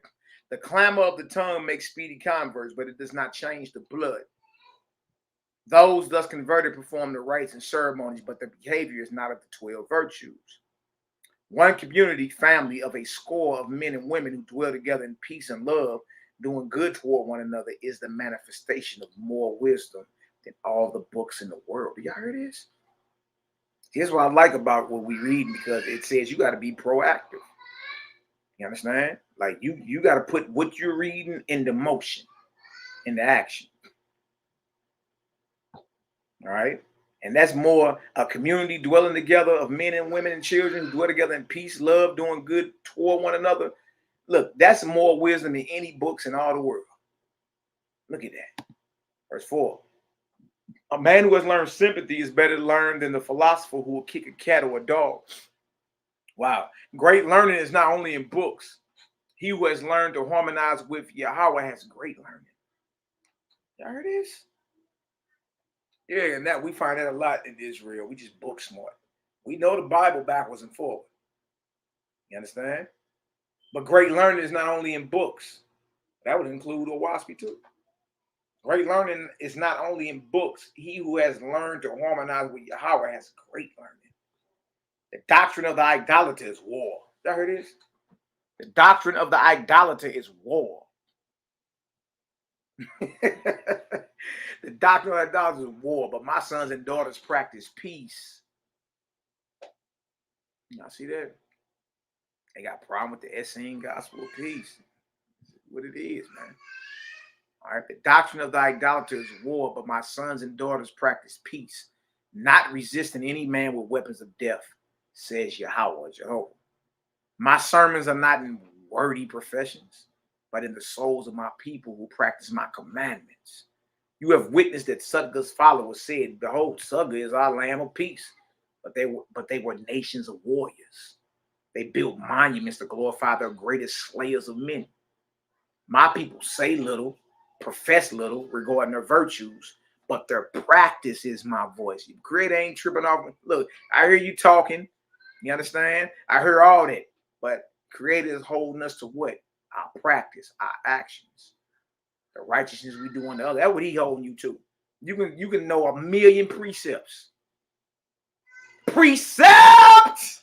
Licking your fingers and pages getting stuck and trying, man, you know all that, Jack.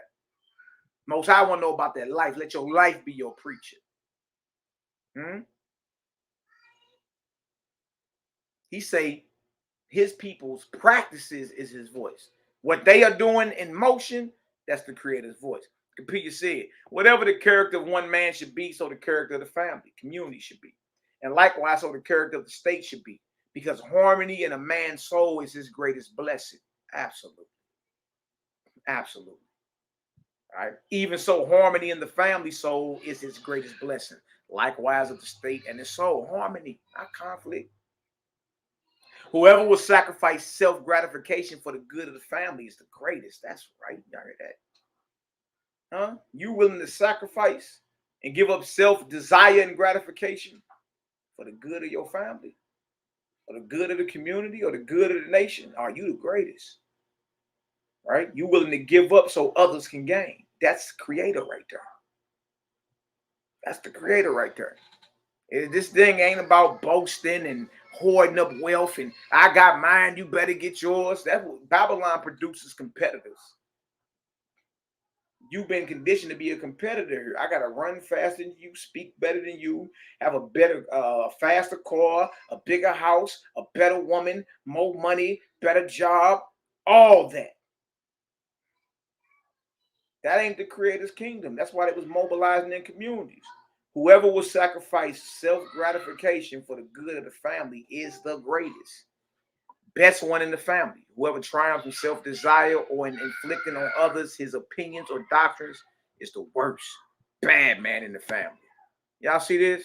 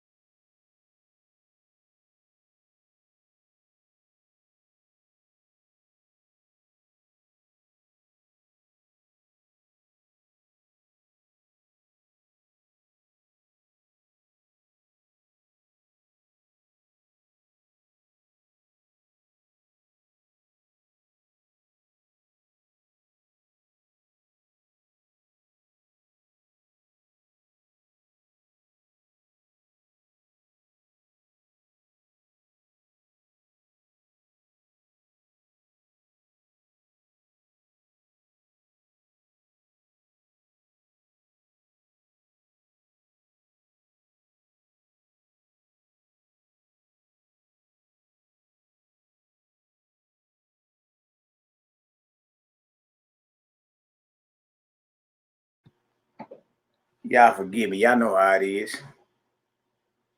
Y'all know what it is. All right, right here. Bang. All right, whoever sacrifices self-gratification for the good of the family is the greatest. Best one in the family. Whoever triumphs in self-desire or in inflicting on others his opinions or doctrines is the worst. Bad man in the family. So guess what? We all got to check ourselves, right? Most of us have families on here. You got to ask yourself, are you selfish or selfless? Are you willing to sacrifice self-gratification and desire for the advancement of your family? And then from the family for the community. And the community for the nation. Creator is looking for those who are selfless, not selfish. If you ain't willing to sacrifice and give up something for a greater gain in the future, then what are you here for? All right. Now, each one of us right here in this verse 10, guess what we can do? We can gauge ourselves and mesh ourselves. Right? Am I selfish or selfless? Right? Right? Verse 11. My Father in heaven is your Father also. All men and women are my brothers and sisters. Ooh, I know Israel and spilled their coffee on that one. Blasphemy. What you mean all men and women are your brothers and sisters? The Nazarene and Saint literature say the same thing. All men and women are your brothers and sisters. If anybody asks you where you from, tell them the brotherhood. The brotherhood surrounds and encompasses all the heavens and all the earth. It is a miserable soul to believe he's born into a corner of the earth. Now, all this belongs to the Creator. See that? My Father in heaven is your Father also. All men and women are my brothers and sisters. To magnify one's soul so as to realize this brotherhood is a great virtue. No matter what name he has, there is nevertheless only one Creator. So we can stop arguing about name pronunciation too. I say Yahweh, Yahweh, Yahuwah, Yahuwah, Jehovah. I done heard it all. Like, look at this. Kepha is saying, or the Creator is saying through Kepha, no matter what name he has, there is nevertheless only one Creator. And all peoples are his children. Call him whatever name you will. I will not quarrel with you. I am a child of his love. By love, I will prove it to you. No man can prove this by war. Y'all hear this? Kepha, like, man, we ain't even gonna get caught up in the name game. All the names and all this. We ain't getting caught up in that. You know what I mean? Look at Marcus, boy, that convicts, humbles, and motivates. Absolutely, bro. Shout out to my brothers and sisters in the chat. Bless up. All right. Created gang is the family. Created gang is the movement. I ain't read nothing evil yet. At death, the real life begins. Uh-oh. Look, even in the Nazarene gospel, DC Sniper, even in the Nazarene gospel, YAH'KI, we look at the grave as the doorway to immortality. You see what this prophet taught right here? This prophet of India who had the light of the Creator on him. This prophet's name is Kepha. All right. At death, the real life begins. Mold yourself well while your soul has a good anchor, the physical body. The highest, best life in this world finds the highest, best life in heaven. To love your Father who created you. Virtue is happiness is little more than this. Y'all heard this? To love your Father, to love your Creator who created you. Virtue is happiness is little more than this. The happiness of lust is hate to your Creator. Wow. The man learning to swim had better go in with corks till he finds the stroke. Boy, you better put on a life jacket. The man learning to swim had better go in with corks till he finds the stroke. Your Creator gave you a physical body, which is like the corks, to sustain you while you grow in spirit. Do not be in haste to enter the unseen world. Y'all hear that? Do not be in haste to enter the unseen world. Make sure that you have learned the stroke of the resurrection before you put aside your flesh and bones.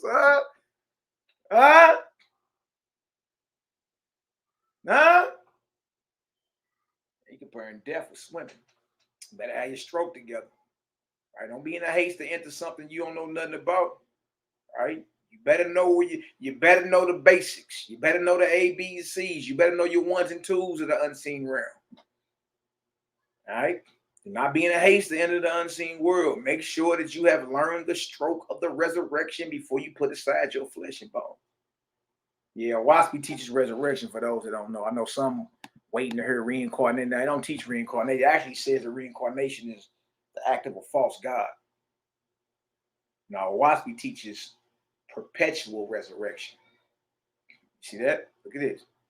Religion is the learning of music, harmonious flow in a community, in which the Rabbah priest is the keynote. Music is of two kinds, sounds and assimilation.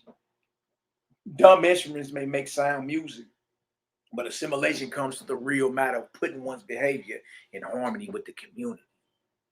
Good works. Who knows the meaning of these words? King Yhwh'S judged the good works of a man by the number of bad men he had slain.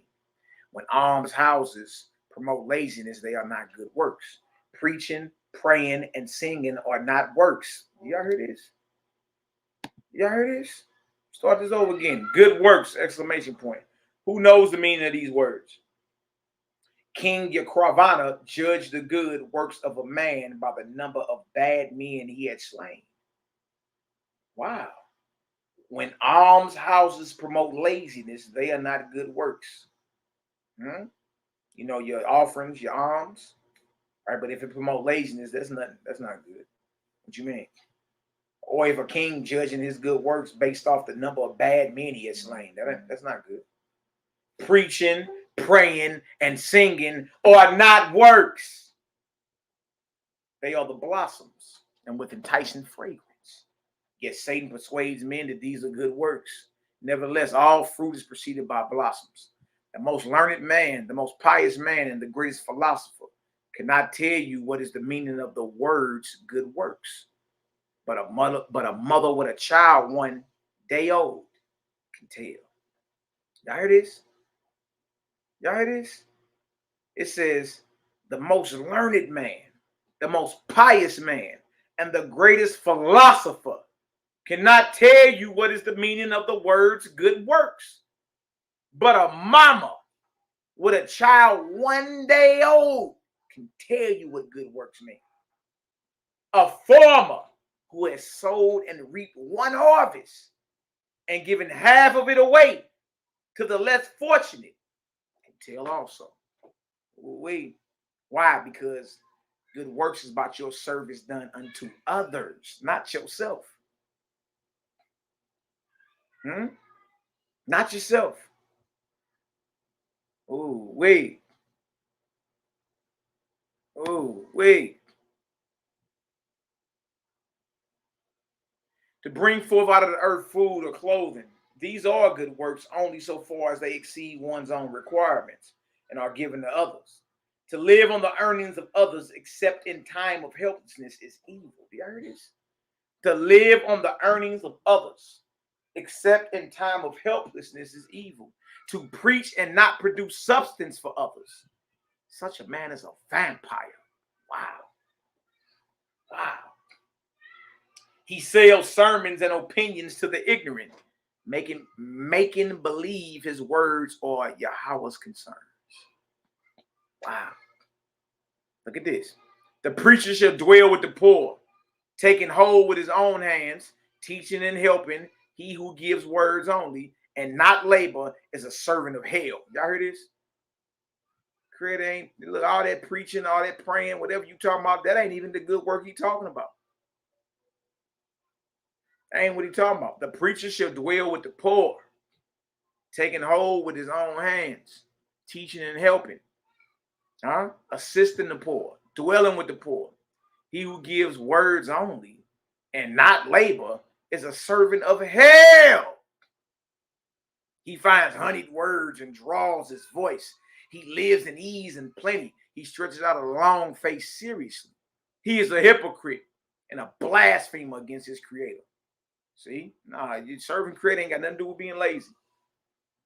Put that in motion. All right. 18. With love and rejoicing and with willing hearts, stand up right before the creator. For your preaching shall bear evidence of joyful light, and your presence give to the weary and disconsolate assurance that you are the creator's son. Come in earnest to glorify him by righteous works and a helping hand. Yeah, it's all about righteous works done for others. Messiah taught that even in the Bible, didn't he? Love the Most High with all your heart, mind, strength, and soul, and love your neighbor as if your neighbor is yourself. This whole thing is practical. You want to get deeper and closer to the unseen? Well, guess what you got to do? You got to labor to raise up others. All right? That's how these brothers got down. That's why they were able to live a simple life and yet be so tapped in. Besides Capelia's book of Maxims, the quarter of which is not here related, he also restored the Zarathustrian commandments and the songs of Viviano, Zarathustra. You're digging that? When we go read about Zarathustra, you're going to see taught the same thing. Taught the same thing. Not since 2,000 years were the children of Yahweh so well standing before the world. And peace and plenty came upon the land of Venue, that's India, even greater than in the days of Brahma. We read about those that follow Brahma in the Nazarene Acts. All right. So by the time Yahshua travels to India, you got to understand Kepha had already been raised up and taught the doctrine or the light of the Creator. So by the time Yahshua, James, John, all them going to India in these remote parts of the earth, they're going to tap in with the brotherhood who have already bear witness to the light of the Creator that raised them up to come teach. You see that?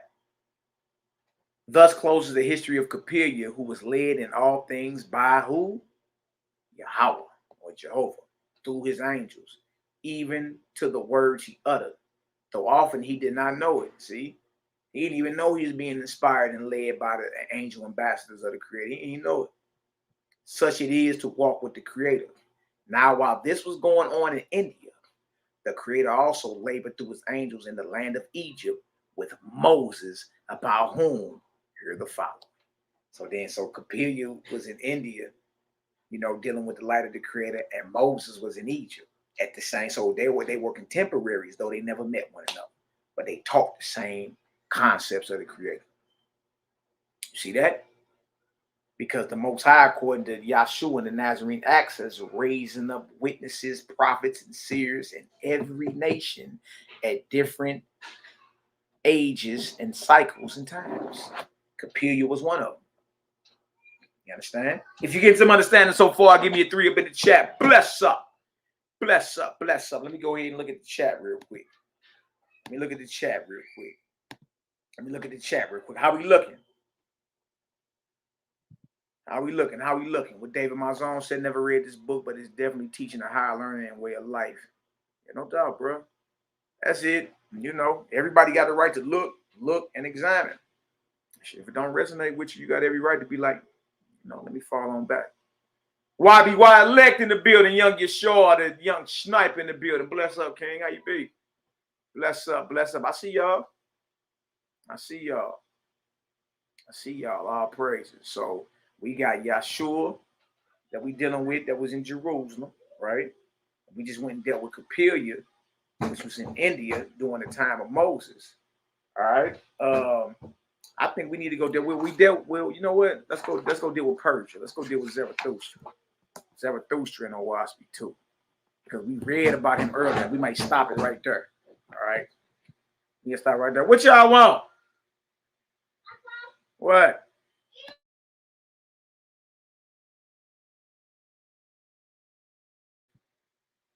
All right, I see the 3s in the chat. All right, let me look and see what is it. Fire, thunder, and lightning. Uh-oh. Shebrew 144. Don't hurt nobody. All right, we need to go to Caillou was a good one too. He came after. Caillou, y'all heard of Confucius in history, right? Well, according to White, his name was Caillou. That's a good one too. That's more like China. Maybe I should do that one.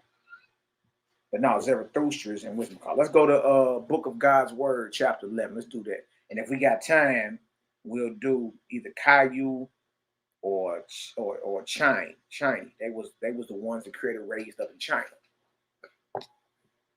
All right. Look at Cosmon Cal in the building. Bless up, King. What's the word? The word, King. Bless up. Cosmon to the faithist, man. Bless up. Cosmon to the faith. You the short leggers, you already know. Yeah, I'm always with my short leggers. Oh, wait. All right, bang. See y'all in the building. Bless up.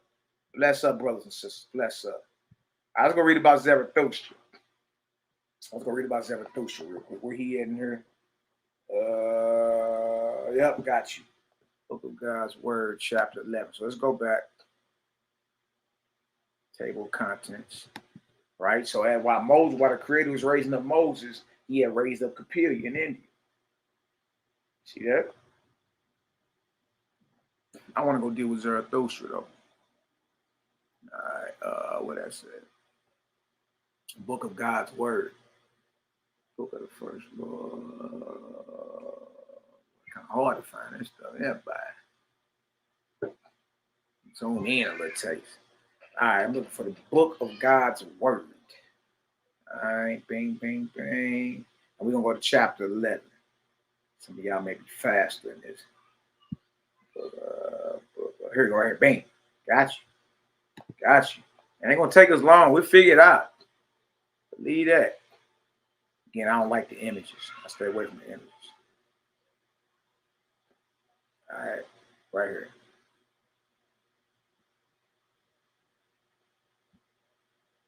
All right. Let's go read about Zarathustra. He's Persian. All right, India, Persia. All right, this is some good stuff, y'all. You get into it, be like, dang. And at the same time, this stuff going on, they're giving you a history of the earth in these different localities. Also, YAH'S gives you the history of the heavens and what was happening at the time of a Kepha of Moses. You understand? Because mortal man is influenced by what he can't see. So it shows you the history of the earth at this time, during these different localities, or at these different localities at the earth. But also it gives you the heavenly history, what angels were doing. You understand? What the Creator was doing with his high raised Ethereal angels and all that, and how he sent them to be an inspiration. You dig? So that's why that's interesting to me, because it don't just deal with physical locality. It deals with what was inspiring the physical locality, what was inspiring these great men. All right. Well, now we're about to go deal with Zarathustra. All right. Persian, lived about 10 to 11,000 years ago, give or take. You understand? So far, everybody that we run into that's dealing with the Creator's light all teach the basic same principles. Same principles. All right. So let me go ahead and hit share real quick and let's work. All right. Bang, bang, bang. Yeah, it was put in 1882. Shit crazy. It did. Now remember, that's all this before the internet. You know what I mean? All that. That before the internet, Wi-Fi, smartphones, pagers, telephones. It before all that. All right. So who had the ability? Because people are like, well, he just compiled all the text of the existing text together. And who had the ability to do that in the 18th? You can do that today because the internet. Who had the ability to do that back in the 1800s? We weren't even flying planes then. You know what I mean? So yeah, it came out in 1882, bro. You know what I mean? Very, very interesting though. And it was a time in history where the Bible was a new kid on the block. All right. By the time the Bible came into play, it was the new kid on the block. You know what I mean? How much literature and history was already in the earth by the time. So it had to prove itself and weather the storm. You feel me? It's the same with OWASP. You did. Let it defend itself. We ain't got to get up and argue with folks about nothing. Chapter and verse. Heard? Man, that's evil what y'all reading. Just give me chapter and verse. Show me. Cat did it on like 2-3 videos ago. You know what I mean? Cat was like, that's evil. What you reading is evil. This sounds like witchcraft. I say, brother, please go back to the minute marker and share the clip with me. And show me minute marker, hour, minute, and second of what I said was evil, what I read was evil. You know what happened? Quiet on the set. I know. Quiet on the set. You know what I mean? True. That's true. What you talking about, James Strong? Also, for those who don't use the Strong's Concordance, they use the Ben Yehudi Pocket Dictionary. When you look up Ben Yehudi, he was a white man too. You know what I mean? Quiet on the set. That's right. Quiet on the set. No doubt, no doubt. Shout out to the house of Yada El Young. All right, so let's go read about Zarathustra then. All right. Look, every last one of y'all got the ability to look at something and based off how you receive it, based off the resonating of your spirit or your soul. You know when something off, you know when something wrong. That's like when I read the sealed portion. When I read that sealed portion and it was a gay wedding that Yahshua was officiating, I closed the book and said, hell no, I'm about it. I'm not dealing with that. But I still had to examine the text though. I mean, we can talk all day about how something was compiled, but did we examine it? And when I examined that, I said, oh, hell no, I'm not reading it. Other people read it. I mean, that's what's up. That's not me, though. So I held the same I kept the same energy when I started reading YAH'S. I said, look, I heard what everybody's saying about how it was compiled and who did this and evil certain people was doing, no doubt. No doubt. But eventually, y'all know me, I got to go read what it says. And if I examine it and I don't find out nothing evil, then you just running out the side of your mouth. That's it. That's it. Chapter 11, God's Word. All right. Book of God's Word, chapter 11, OI we're going to deal with Zarathustra. Because remember, the title of the lesson is what? Well, witnesses of the Creator's light in every nation. Every nation. And we've been reading. We've read about him being India, Israel. You dig? We done read about Egypt. All right. Even Peter was talking about what was going on with the Brahmins and all that. All right. And we're seeing that Yahshua, what he taught in the Nazarene literature, is what he taught in YAH'S. You dig? It's the same thing Kepha taught in India. You understand? Probably 1,000 years earlier. If not more than that. You dig? Now we're about to get into Zarathustra, the Persian lawgiver, who lived about 10, 11,000 years ago. And let's see what he's talking about. All right. All right. All right. Book of God's Word, chapter 11. By this authority, then, I, Zarathustra, by the power of Yhwh'S Master. Now, Yhwh'S Master is the name of true God of heaven and earth at his period or at his point. It's not the false, what you know today is Ormazd and Yhwh'S Master and all that. Those are the false gods that came up and jacked this whole Persian or Zarathustrian movement. You feel me? After Zarathustra was dead and all that. You understand? The false gods tampered with all the religious texts, and that's what YAH'S is showing. Not just the Bible, but the Vedic text. You understand? All of it. Now look at this right here. So when you see, Zarathustra by the power, I would say God. God is the Creator's son. All right. So when you read Yhwh'S Master, what Zarathustra is talking about, he's not talking about the false Persian gods and goddesses. He's not talking about that. When you hear Zarathustra say Ormazd, he's talking about Yahweh, the Creator. When you hear him say Yhwh'S Master, he's talking about the Creator's son, the true God of heaven and earth at that time, who the Creator sent to rule heaven and earth. You understand? So Ormazd is the Creator. Yhwh'S Master is the son of the Creator. Okay? And this 11,000 years ago. All right? Ormazd created a good creation. This is what Zarathustra is saying. Ormazd, or the Creator, Yahweh, created a good creation. First the land and water and firm things. Out of the unseen and void, he created them. Second, the heavenly lights and the heat and the cold everywhere. Third, all living animals, fish and birds. Fourth, man and woman. Then the Creator, Yahweh, Ormazd, spoke through his son, Vivano, saying, speech, voice, words. And man and woman were the only talking animals created in all the created world. Ormazd then created, or Yahweh then created death. HonorandHumilitySTL created him with 7 heads. First vanity, then tattling, then worthlessness, then lying, then incurable wickedness, then evil inventions for evil, then king and leader. Ormazd then created association, clans, by words bringing men together. Ormazd then created habitations, and then he created dwelling places for the gods, Farina, with 4 good corners and 4 evil corners. He created them. And Ormazd created, or Yahweh created, sustenance for the living and the dead. Haoma, then he created the bone of rest for the weary. Harakati, after that he created sweet smelling and rich growing pastures. Meadows, and the Creator created combination, unity, which is strength, chakra. There are your chakras. Then power to receive knowledge, Hayden Amaz. Ormazd then created the holy day. Then he made the 4 signs of the moon for all holiness. And he said, 6 days you shall labor, oh man, and worship on the 7th, because they are the moon's time. So according to Zarathustra, the Sabbath and the division of days was based off moon cycles. All right, and this is 11,000 years ago. But notice 6 days of labor and the 7th day of rest is something that goes back way before Israel was even teaching. All right, this is 11,000 years ago. And according to Hebrew chronology, Adam wasn't even created yet. Yeah, showing that the Creator has had his doctrine or his line of light in this earth. Then Ormaz, the Creator, or Yahweh, the Creator, created the power to live without kings, like the Ions in the east. And the name of his power he created was Rana. Then spake Yhwh'S, that's God, to Zarathustra, the all pure, saying, to attain to Rana, all right, to attain to Rana. How to attain to Rana?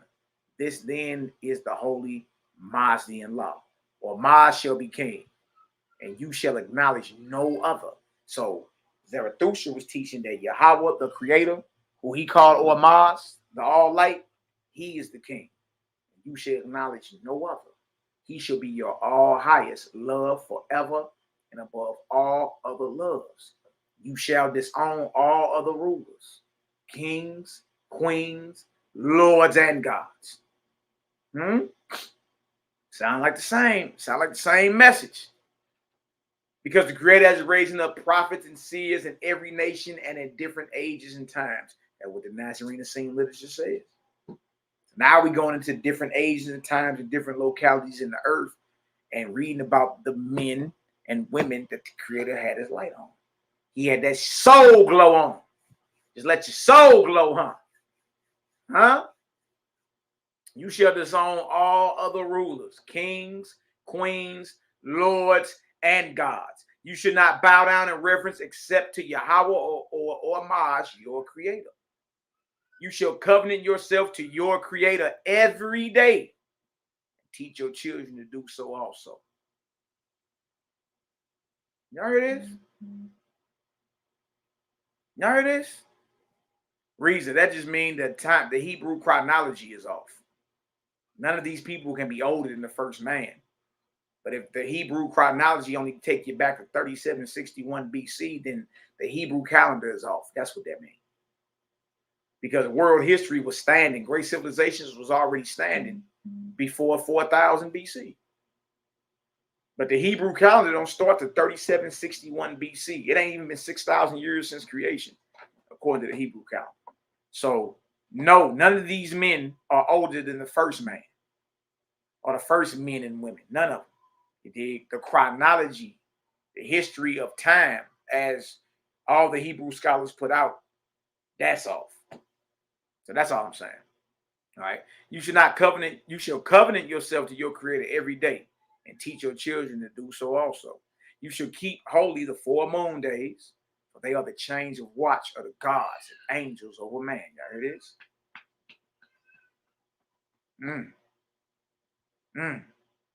That means the angels or gods have a certain watch where they watch over you and responsible for you. Look at this. You should not kill what your Creator created alive. Oh, good night. You should not kill what your Creator created alive. You should love your father next to your Creator and obey his voice and honor your mother because she brought you forth by the will of your Creator. Y'all hear this? All these brothers were teaching not to kill, whether it was man or beast. And to honor your father and mother, right? And honor your mama, right? You should love your father next to your Creator. And obey his voice and honor your mother because she brought you forth by the will of your Creator. You should not allow your desires to lead you after women. We got to be disciplined, man. Got to be disciplined. You know what I mean? Got to be disciplined. When that desire rise up and you know that that ain't where you're supposed to be at, you can make a conscious decision right then and there. Say that will not be my reality today. I come against that lustful spirit. I break it and bind it in the name of the Creator. Move away from me. You should not allow your desires to lead you after women. You should not take that which is another's. You should not be vain, for nothing is yours. Do y'all hear this? All right.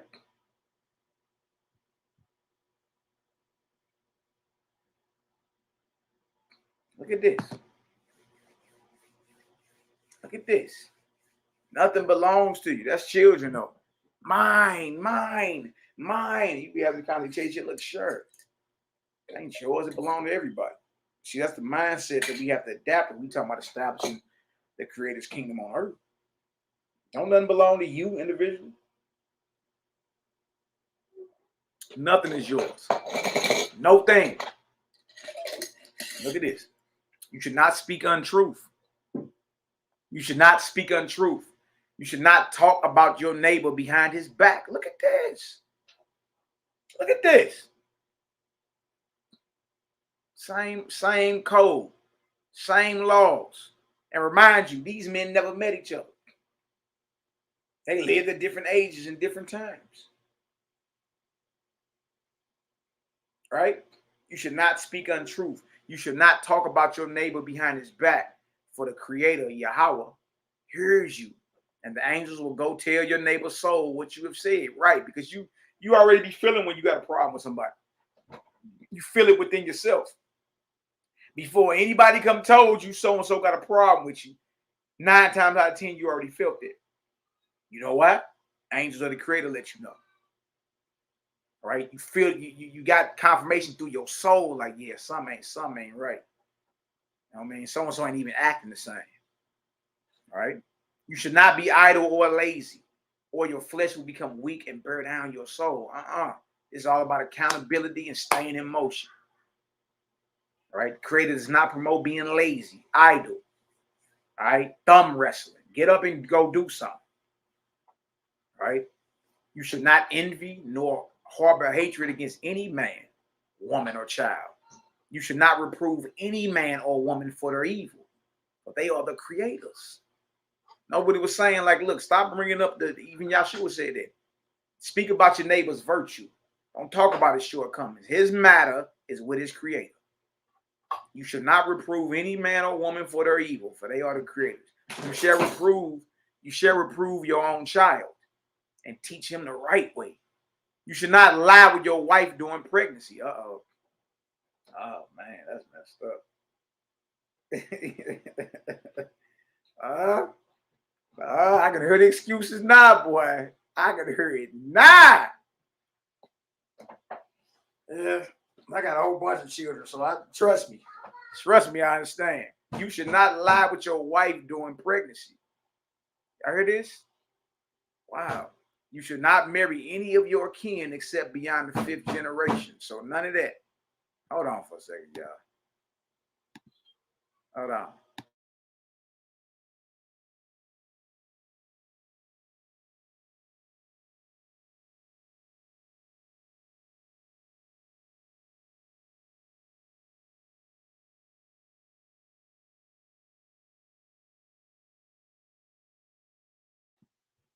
Oh, wait. Talking about don't lay with your wife during pregnancy. Man, right.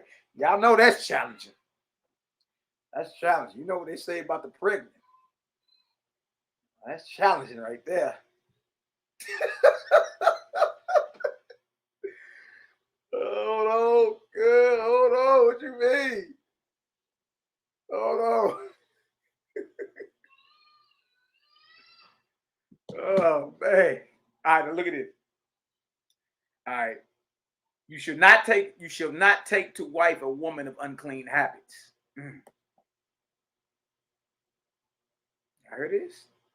So that means you gotta, before you marry, you understand, that's what the whole courting is about. You gotta really get to know who you about to marry. All right? Because you can't have unclean habits. What's unclean? Same. Look at this. You shall not commit the self-habit. You should not desire of your neighbor more than you would give. You shall fast 1 day of the 4th moon all your life, neither eating fish, nor flesh, nor bread, nor fruit, nor shall anything but water enter your mouth. So he's talking about the Zarathustra had him fasting 1 day of the 4th moon, right, or the 4th month. 1 whole year of your life. Look at this Zarathustrian law. Let me see how dedicated brothers and sisters are.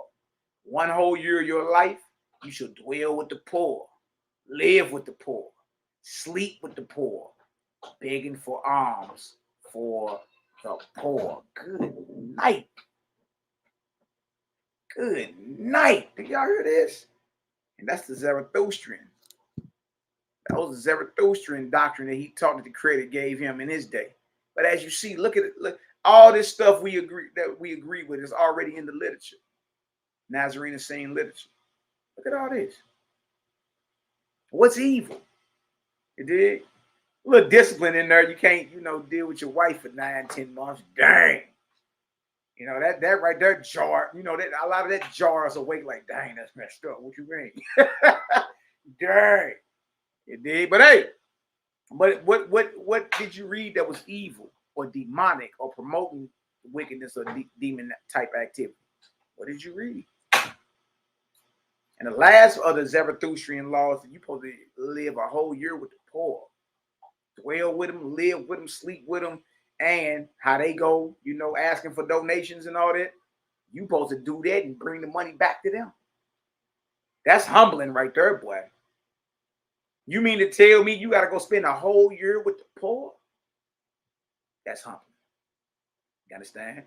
But that proves the Creator's with you. See that? Yeah, doing that fast, you can drink water. We're talking about the fast of the 4th month or whatever, 4th moon. Yeah. You understand? What you'll see, man, is that the Creator has the same concepts. You understand? All over. Yeah, so this brings credence. This right here brings credence to what it is we was reading in the Nazarene gospel, where the Messiah said, many of my prophets and seers, and the Creator has raised up prophets and seers in every age and every nation to bear witness to the light. We've been reading about that today. All right. Bro, I say one more. We're gonna get another one. All right, I'll do another one. Let's read about another brother. Story of Abraham, pretty tight too. Bing. Who we could read about? China, a good one. Dang.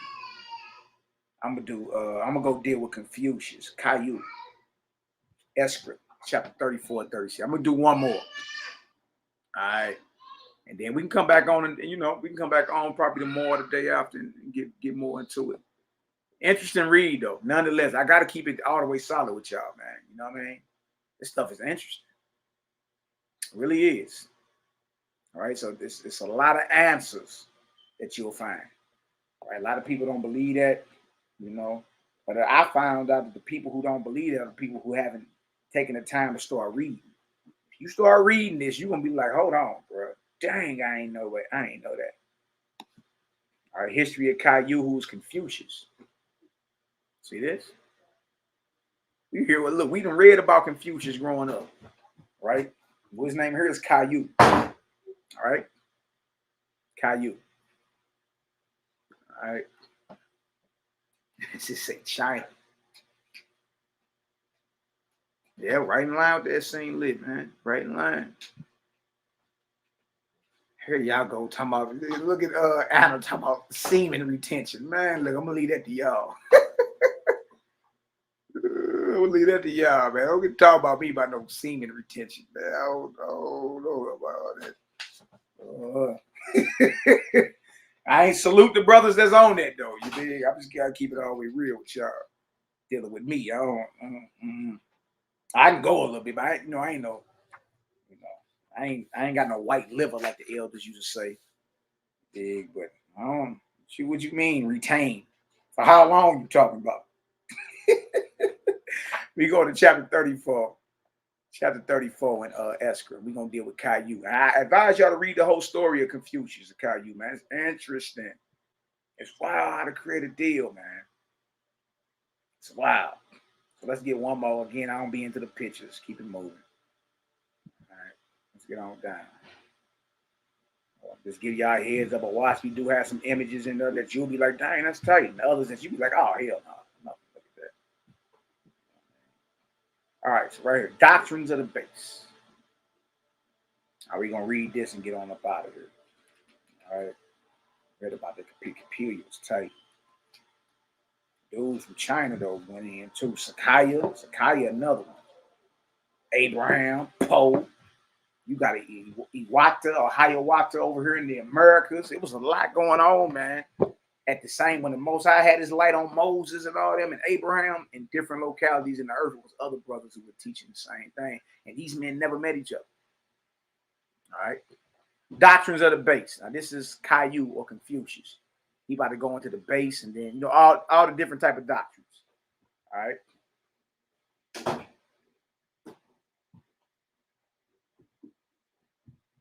I'm gonna start up in the end of chapter 33.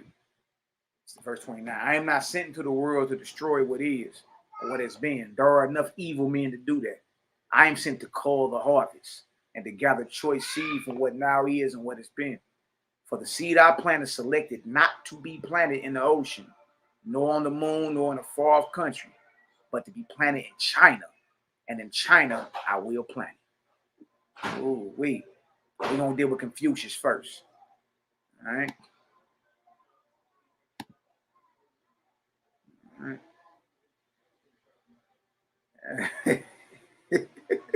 If you're what you say, YAH'KI? If your love muscle with your God, just say that, player. Yeah, I heard about the retention. It's just,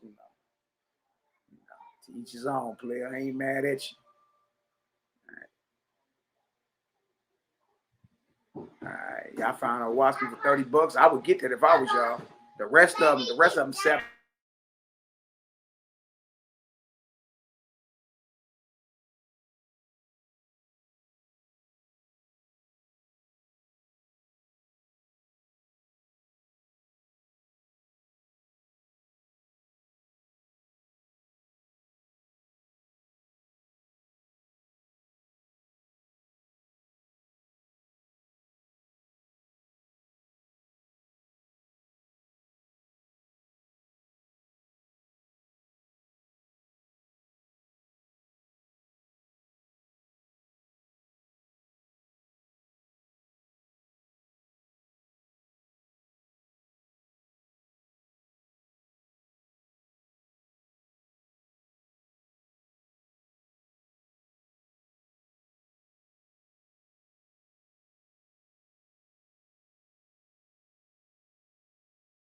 What you say about that love muscle?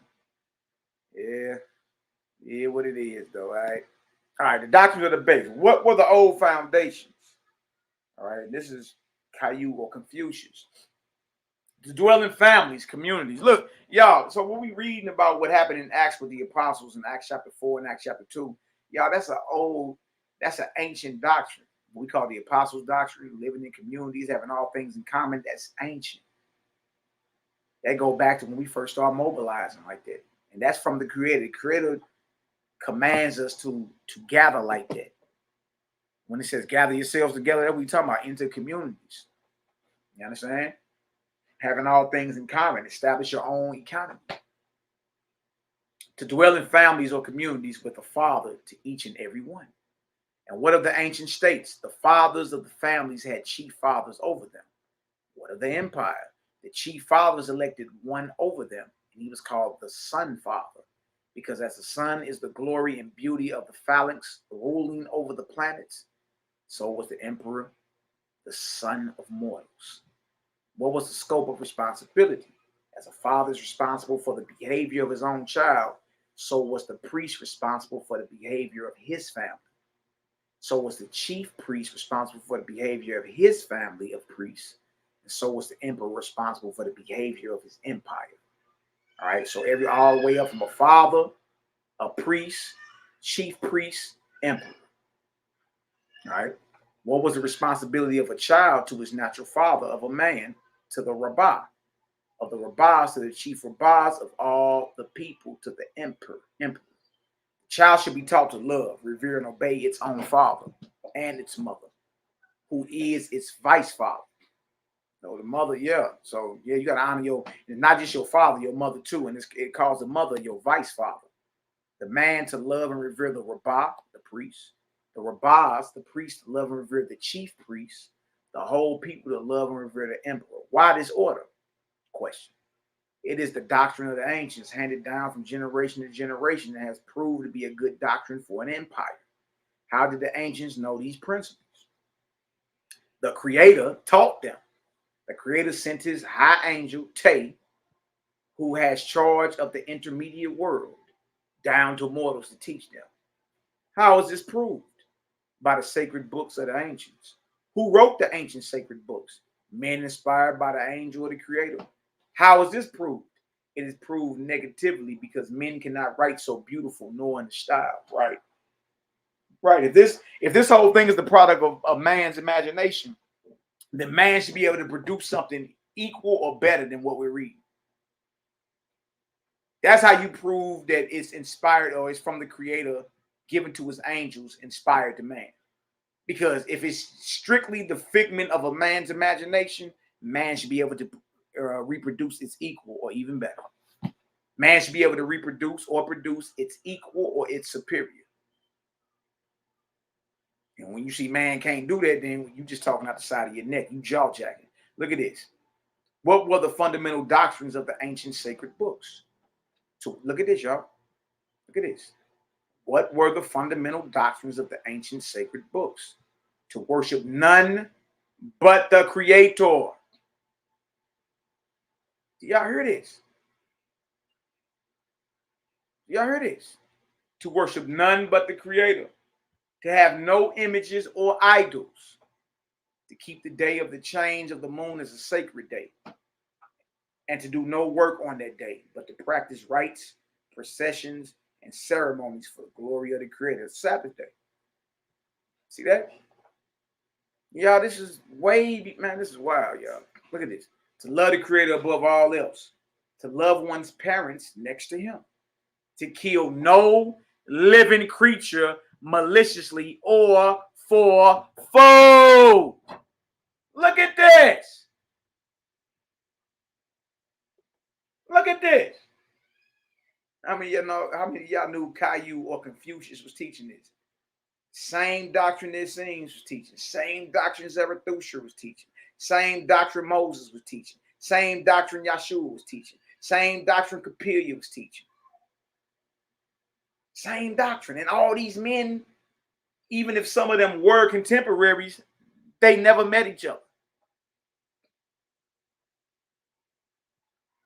This is the doctrine, to love the creator above all else, to love one's parents next to him, to kill no living creature, maliciously hunting or for food.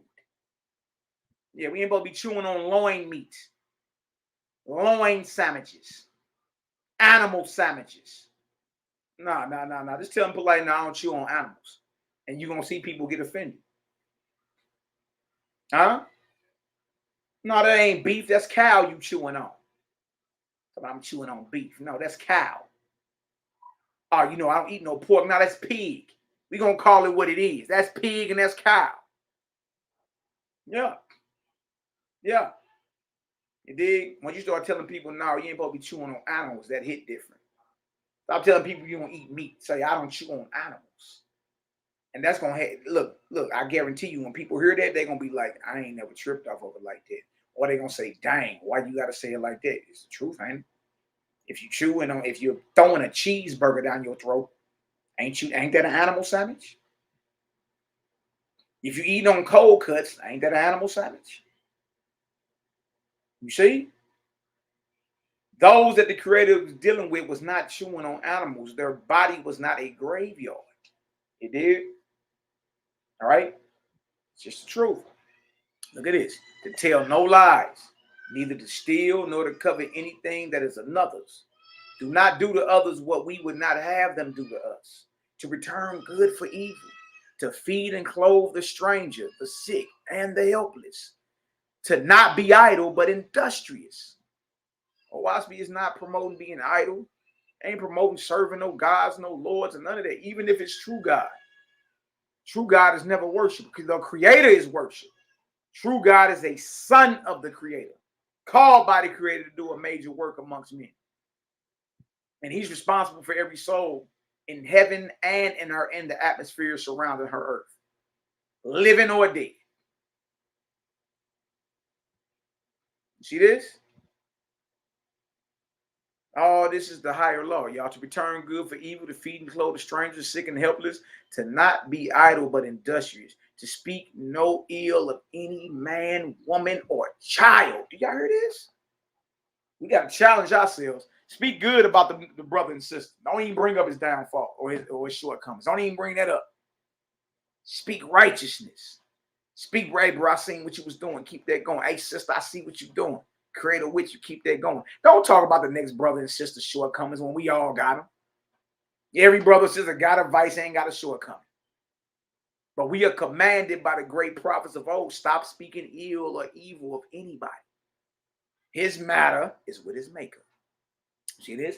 To speak no ill of any man, woman, or child. To practice the highest wisdom one has. To respect all people as we desire to be respected. Ooh, wee. Ooh, wee. Good night.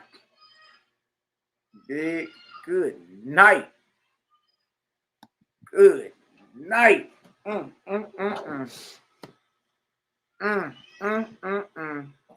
This is serious business.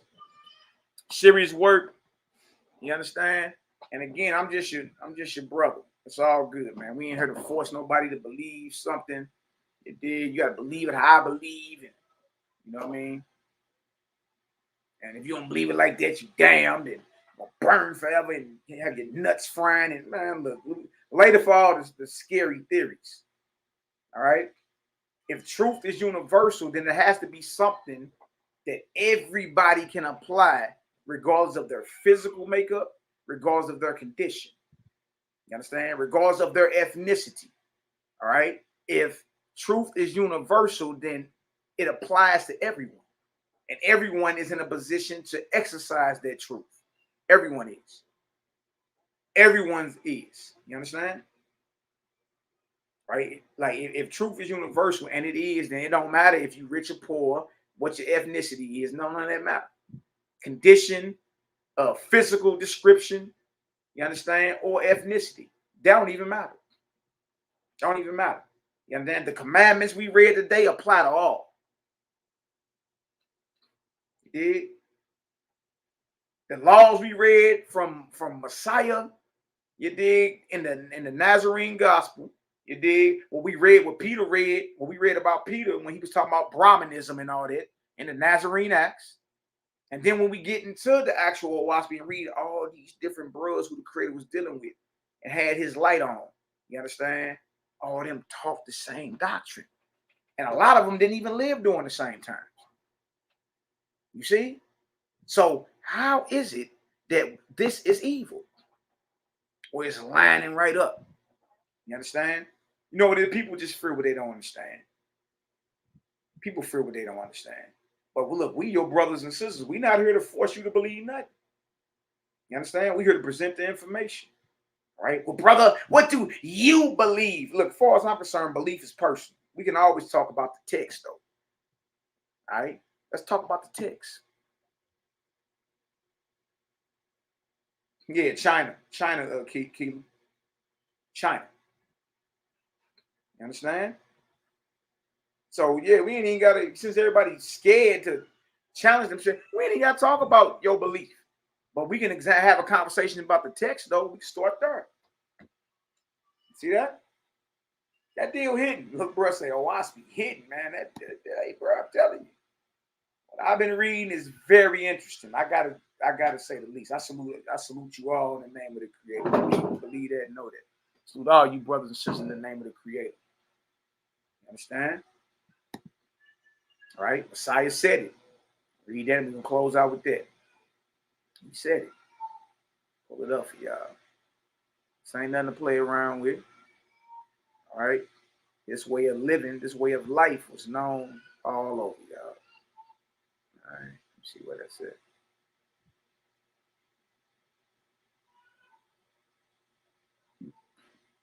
She should have ever spoken with Brother Bowie from IOG. You know, that's the elder. That's the OG. You know, certain of the brothers be around for so long, it's almost impossible to talk to the brothers because they separate themselves. It ain't like I've been in Israel a while. I mean, of course, not as long as Bowie been teaching in Israel since before I was born.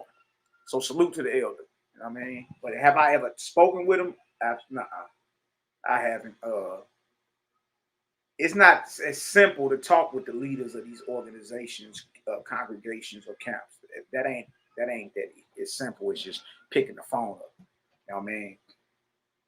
It really ain't. A lot of these men have separated themselves from, you know what I mean, the common man. Look at Tia Boo. Y'all say shalom to Tia Boo. Tia Boo talks about here my big baby. Uh-huh. Yeah, little Joe. He chilling though. You know I got him.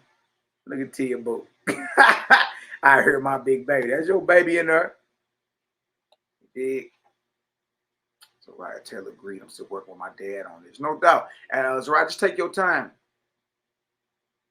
Big.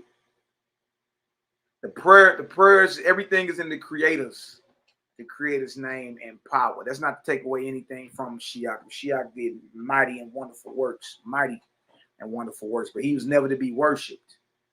You understand? He was never to be worshipped. He came to show us the way back to the creator. So everything is in Yahweh's name. You understand? We do follow teachings of Yahshua HaMashiach. Believe that. His teachings is what exactly the creator told him to come and teach. You understand? So everything is in the Most High's name, the creator's name, because he's the one that's put the line of light on Yahshua and many other brothers to come and teach the same thing. All right? But we do hold the teachings of Mashiach. We hold his teachings very fast. All right, all praise. Some people, that ain't enough. They be like, oh, hell no. They go, what's your man? All right, Zariah Taylor say, I'm still working with my dad on this. Yeah, take your time. You know what I mean? Just be, knows what we read earlier. Let your life be the preaching. Let your life be the preaching. That's what you do. Let your life bear witness. Let your life bear witness. You understand? So let your light shine. That's it. And again, ain't no sense in forcing because everybody eventually gets there. You understand? You progress at your own pace. And if you progressing faster than your father, that just means you're on a different pace than him. So let your light shine. You understand? And show him, oh, Waspia, show him, creator, through how you live, how you get down. You know what I mean?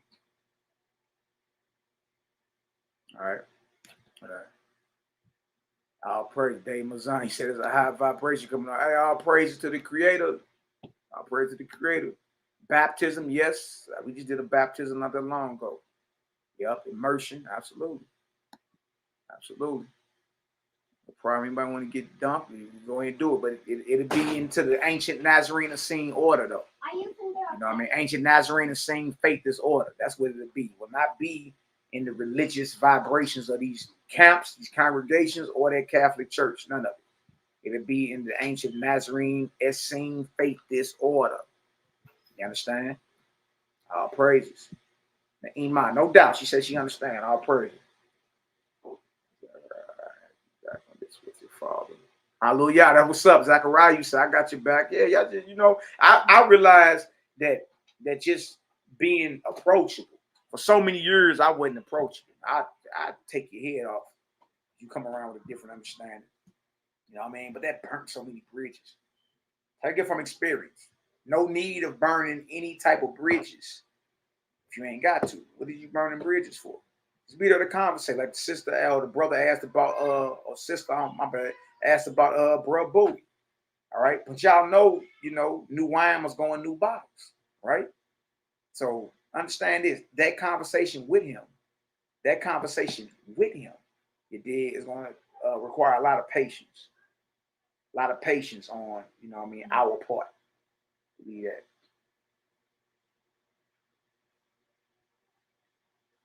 The name is the creator, y'all. Yeah, but again, we read earlier. Some people argue over pronunciation. So whatever name that you like, if you want us to immerse you, then you have to tell me, like, I brother say the name Yahweh, something like that, or Yahweh, or you understand? For those that's caught up in pronunciation, some go through that. I want it to pronounce just like this. You understand? Or maybe just say in the name of the creator. I now immerse you and baptize you into the ancient Nazarene scene, faith is light of the creator. You understand? Walk in newness of spirit, walk in power. Right? May the light of the creator forever be with you. Bring you down, bring you on up. You know what I mean? Now look at Keela. Keela be going.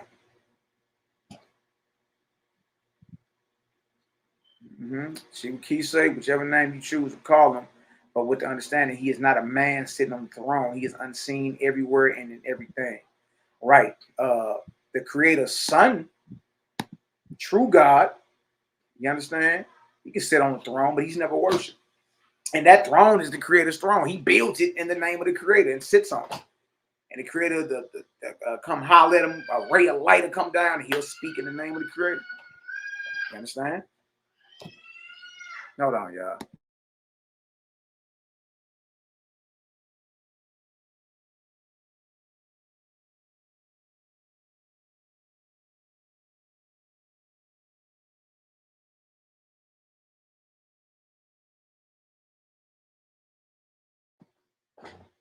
Yeah, so I mean, y'all, and there's plenty more we can get into. It's so much. I want to have.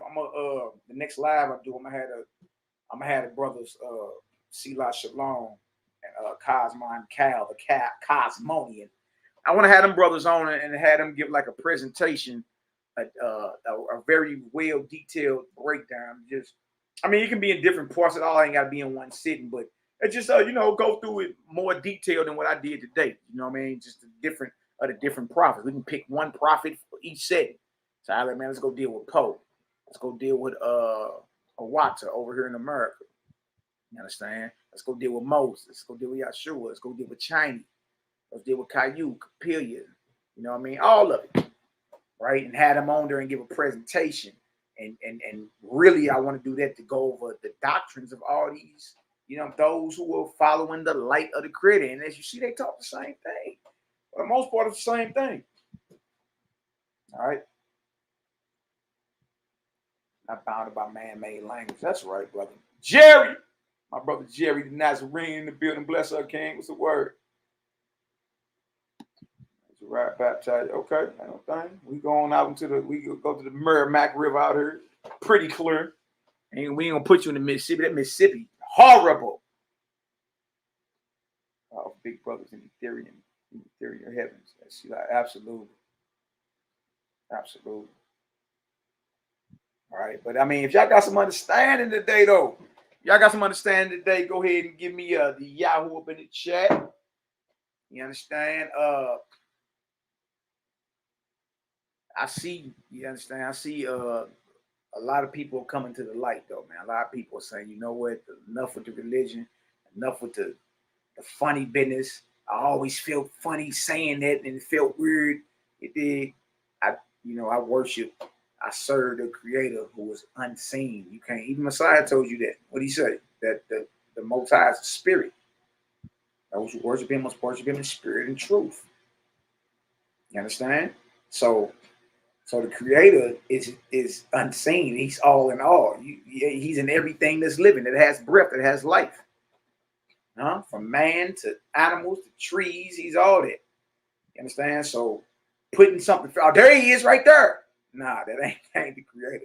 And if anybody appeared to you, if you have a visitation, because you will, eventually you'll have one. Everybody has a spiritual experience, right? But if that spiritual experience is, I am your maker, bow before me. And he's looking like, you understand, Yafi Kodo, you dig? Or whoever he looking like. He looking like a man. He's sitting on a fiery throne and eyes bloodshot red. He be like, I'm your Creator, your maker, bow to me. You know that's not the Creator. The Creator is unseen. You can't see Him. Can't see Him. And every angel that come holler at you, if they're in service to the Creator, they will not allow you to worship them or bow to them. The angel's gonna tell you, get up. I'm your brethren. I'm a brother. A one-time man like you. See that? One-time man like you. So if you ever have a visitation, you dig, and they're like, I am your Creator, bow before me, you dig. Or even they say, I'm not the Creator, I'm just one of His angels. But anyway, bow before me. That's not true. Every God and Lord that's in service to the Creator does not accept worship. You're not gonna worship them. They tell you, I'm your brother, you dig, I'm your sister. I was once like you. Serve and worship the Creator. You see? So you had an advantage listening over here, because when you have a spiritual visitation, and you will have one, whether while you're sleeping or it may be a daydream or something. You will have a visitation. You ain't going to get up off this earth without having one. You're going to have a spiritual visitation and encounter. All right? And when you do, understand, you got to pass that test. You understand? If anything, anyone pop up talking about, look at me. I'm the creator. You bow before me. You already know. Nah, the creator can't be seen. He's all in all, invisible. Never was, is, and never shall be. Or I'm not the creator. I'm an angel, but I'm sent by the creator. Bow to me and worship me. No, every angel, every God, every Lord, every spirit that's in service to the creator doesn't accept worship. But if that visitation come and they like, you understand? I'm here to assist you and help you and, you know what I mean? Or, you know, bring some understanding to them prayers you was throwing about, you know what I mean? Don't worship me, worship the creator. I'm your brother. All right, that's all good. That's all good. You understand? That's someone that's in service to the creator. Because whoever's in service to the creator, man or spirit, will never take praise. He always gonna get it to the creator. I'm here to serve. All right. Whether in the flesh, whether I'm living or whether I'm in spirit, my mission is to serve the creator by serving his creation. All right. That's just what it is.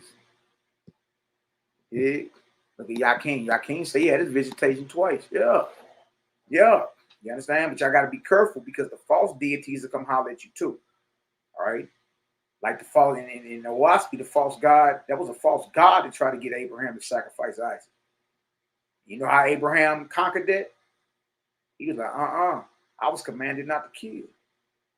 And the false god perceived Abraham knew the higher law and he left him. And Abraham said, even the chosen can be deceived. See that? So understand this, getting this understanding, waking up, you will be tried and tested. Nothing to be afraid of. Just understand this. You can't, number one, you can't see the creator. Anything popping up claiming they the creator, you dig looking like a man, period, that's not the creator.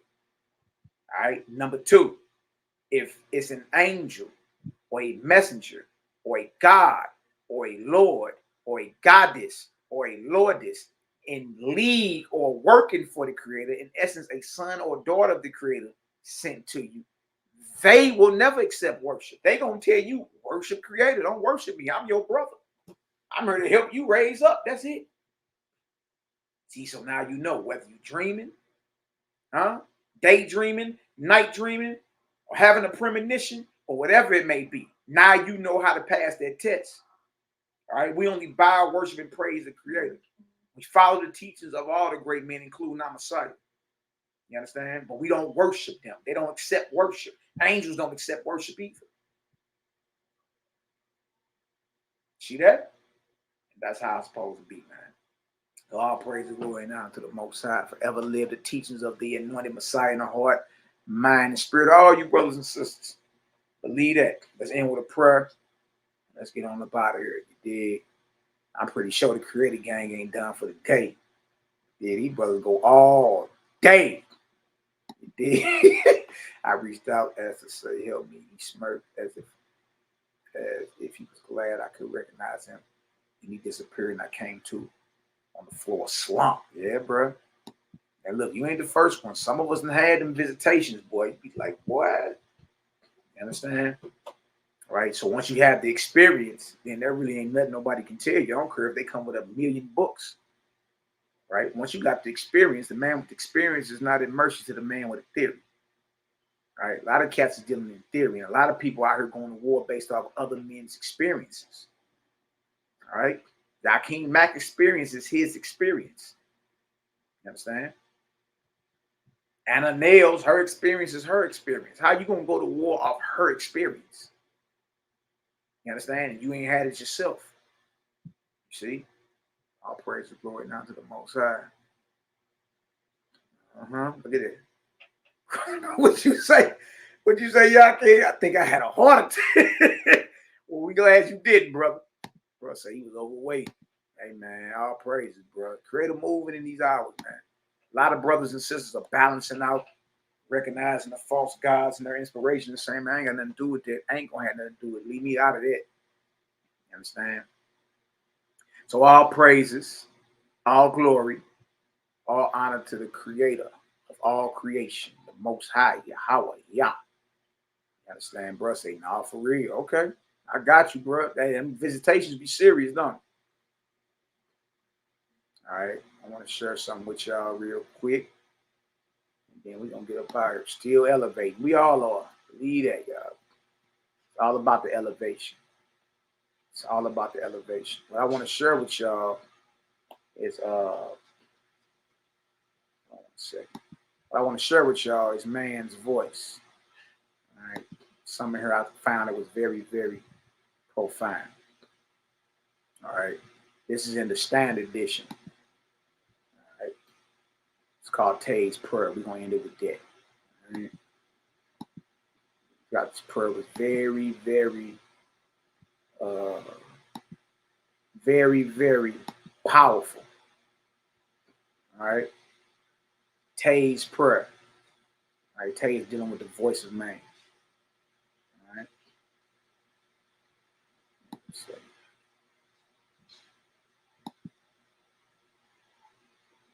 we also elevating my brother, David Mazon. All right. Let's read this and we're gonna get up out here. This is the voice of man, of Tay's Prayer. Look at this. So we dealing with the creator over here, y'all. We're not dealing with no makeshift God. We deal with the creator. Look at this. Look at this.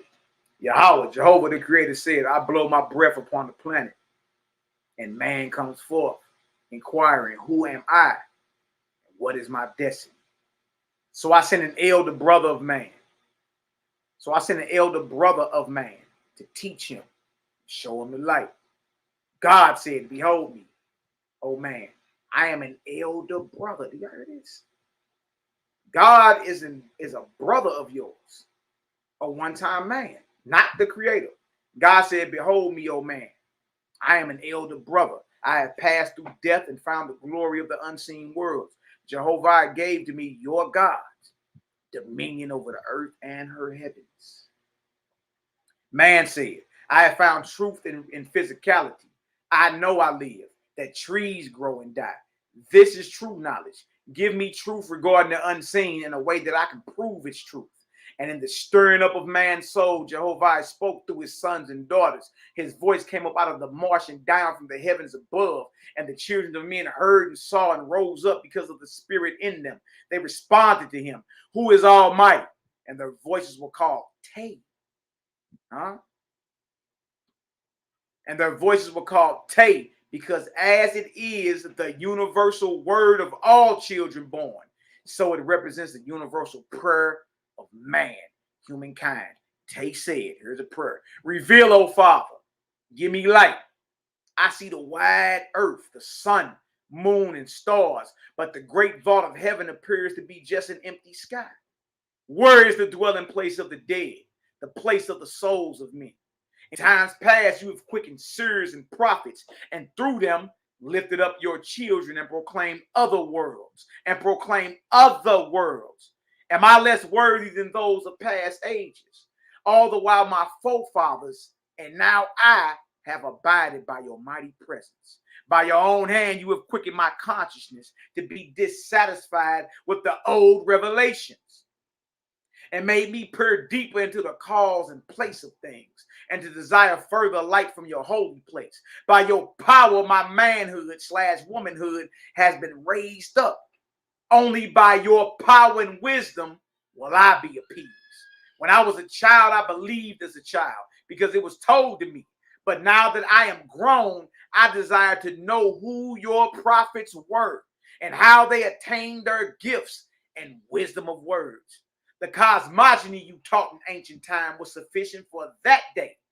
But now I am raised up by you to receive comprehensive knowledge of the sun and the stars, of other worlds, and of their travel in your great firmament. And now I cry out to you. Where is the promised heaven? Where is the proof of immortal life?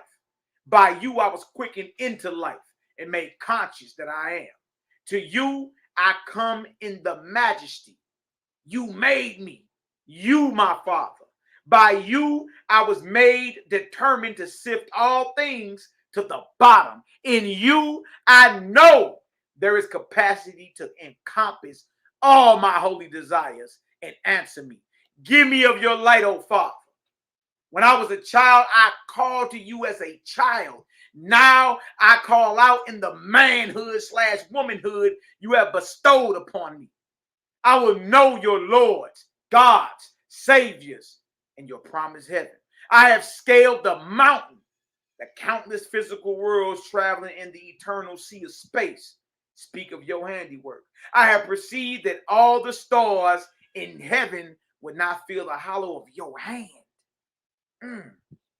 That truly your breath moves the universe. The glory of your works has inspired me with fervor to come to your mighty home. Speak, O Yahweh. You alone can satisfy this soaring spirit that sprang from you. Inspired. Give me light, O Father. I have encompassed the earth and bridged its nations with assimilative words. My geography is finished. Oh, give me a book of heaven. I have burrowed deep in corporeal knowledge and have seen the drift of all on the earth. Where's the spirit world and land of the dead? Oh, give me light. Yahweh heard Tay's prayer and answered him. He said, let the angels of heaven go down to the earth. My blessed son calls to me in wisdom and truth. And the angels of heaven descended to the earth, for it was in the early days of Danha, a time of great spiritual light, in the firmament of heaven, and the angels manifested and proved the immortal life of man. Yahweh said, let this day be the beginning of the reign of Cosmon, for it is the beginning of the wisdom of earth joined with the wisdom of heaven in my name. Tay said, yet not even half is answered, O my Father in heaven. Since you have proved the immortal life, you have stirred me to my soul's foundation. Where do these inhabitants of the unseen world come from? Where lies this heavenly footstool of your majesty? If when I am dead, I shall see the place, is the germ of that sight not already in me? How am I made that I see? How am I made that I see, but do not see this? Heard, but do not hear this. If I am now dead to that which is to be, will I not then be dead to what is heard now? Give me light, O Father. Yahweh said, I gave a physical body to man so that he could learn corporeal things. But I made death so that he could rise in spirit as an angel and inhabit my ethereal worlds. Tay said, remember, Tay represents the voice of humanity. You made both the seen and unseen. Are they at war or in harmony? My corporeal body is made of earth, flesh, and stone, minerals, bone, and water. Is the spiritual body then not made of earth, oxygen, and hydrogen, and imperceptible dust? The angels you have sent have feet and legs. Why? Do they walk on the earth or wade through it? They have no wings. They cannot fly. They say they have not seen the illustrious angels who have long been dead. Must I also go into the S world, spirit world, heaven, simply to meet my neighbors and never salute the wisest of ancient days? Give me light, O Yahweh. Something within me makes me anticipate the light and glory of what I have not seen. But I must have it tangible and demonstrable, the pure truth. Have you not given me an inquiring spirit, so that I must prove all things to my own satisfaction? How and when then, O Yahweh, shall I find growth for my own members, so that I can know the spirit worlds and its inhabitants? I will not be appeased by merely seeing the spirits of the dead or by their testimony.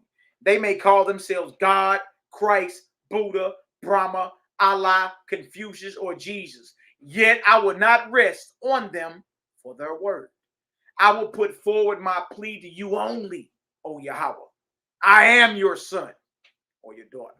You have quickened me to know things by my own knowledge. And though it is told me, thus said the Lord of your God, yet I will raise my voice ever above them. And though a spirit says, I am your Jehovah or Yahweh, believe me, I would deny him. Oh, said, that ain't good enough for you to tell me. For you have quickened me to rise up above the tales of the ancients and to demand knowledge from your throne. Do y'all hear this? And to demand knowledge from your throne. By you, my soul is moved to this magnificence, and only your magnificence can satisfy your son or your daughter. As to the spirits of the dead, I desire to know their dwelling places, how they live, how they travel, their manner of growth, their food and clothes, and how they spend their time, whether they labor or live idly. And above all, to what extent and in what way their corporeal lives affected their spiritual happiness in heaven. Wow. I desire to know, too, how it was with the ancients. Make clear, O Yahweh, the heavens and ways of my forefathers, for I would apply your lessons wisely. The wisdom of the day I will weigh against the crucible of the past and set my star to the future, well prepared. What then, O Father, is your judgment upon the world today?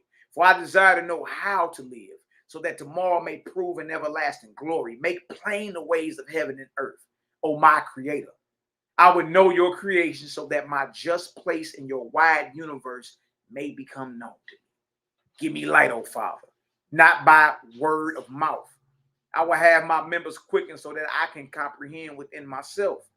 Then Yahweh, Jehovah, the Creator, spoke, saying, to all men and women, I gave two senses, corporeal and S, or physical and spiritual. In the time of suffice now finished, I allotted time for man to mature materially. But now the time of cosmon has come, the new era, and man shall mature spiritually. It is well that you believe. Look at this. It is well that you be believing toward men and angels, but it is better to develop yourself. You have desired to know the mysteries of my unseen worlds and the past histories of the earth. Behold, I will give you a new sense, which will fulfill your soul's desire, and with it, you shall read the books in the libraries of heavens. Most I say, I'm going to give you a new sense. You know what I mean? You're going to be tapped in. You're going to know things the scholars on earth don't know. In the past have I not said all things shall be revealed. Do not think that a loud speaking messenger will come. Y'all heard this? In the past have I not said all things shall be revealed. Do not think that a loud speaking messenger will come. For man would not believe. But I quicken the righteous with my own hand, and they will comprehend without belief. Just stop looking for a loud speaking messenger. That's right. Creator said, nah, that ain't me.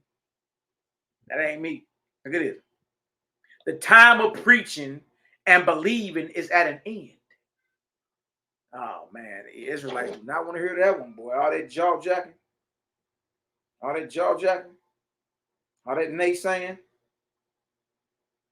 He said that's at an end. The time of preaching and believing is at an end. Man shall know me by his own knowledge and practice that which he knows. And this my light is being manifested in this day, today, y'all. All that jaw jacking is over. You in the new era. It's balance. You know what I mean? And again, Jehovah Yahweh spoke in heaven in answer to Tay's prayer, and a YAH'KI came forth, being one of the first fruits for this Cosmon era, or the new era. Cosmon to the faiths, man. Cosmon to all the Nazarene scene, brothers and sisters. Shalom, salute. You already know. You know what I mean? It is what it is. All right? Stop that. Bang. Bang. All right. So we up out of here, y'all. All right. Wanted to get on today and chop it up with the family. Of course, we're gonna be back on. We got bangers coming back to back to back. You know what I mean? Like I said, I'm gonna get the brothers C-Line, Cosmo, and Cal on in a couple days. You dig? And we're gonna dive deeper. You understand? We're gonna dive deeper. And as you see, as we keep reading, as we journey together on this thing called life, or on redemption, or on salvation, as we, dive deep into these records, we see, y'all, look, we ain't reading nothing evil. We seeing that these brothers and sisters were teaching the exact same thing Yahshua and the Essenes were teaching. See what I'm saying? That's because that line of light had been established all over the earth from the beginning. You understand? Truth is universal. All All right. And there's one truth, but there's many levels to it and many different perspectives. We should not be condemning one another for a different interpretation.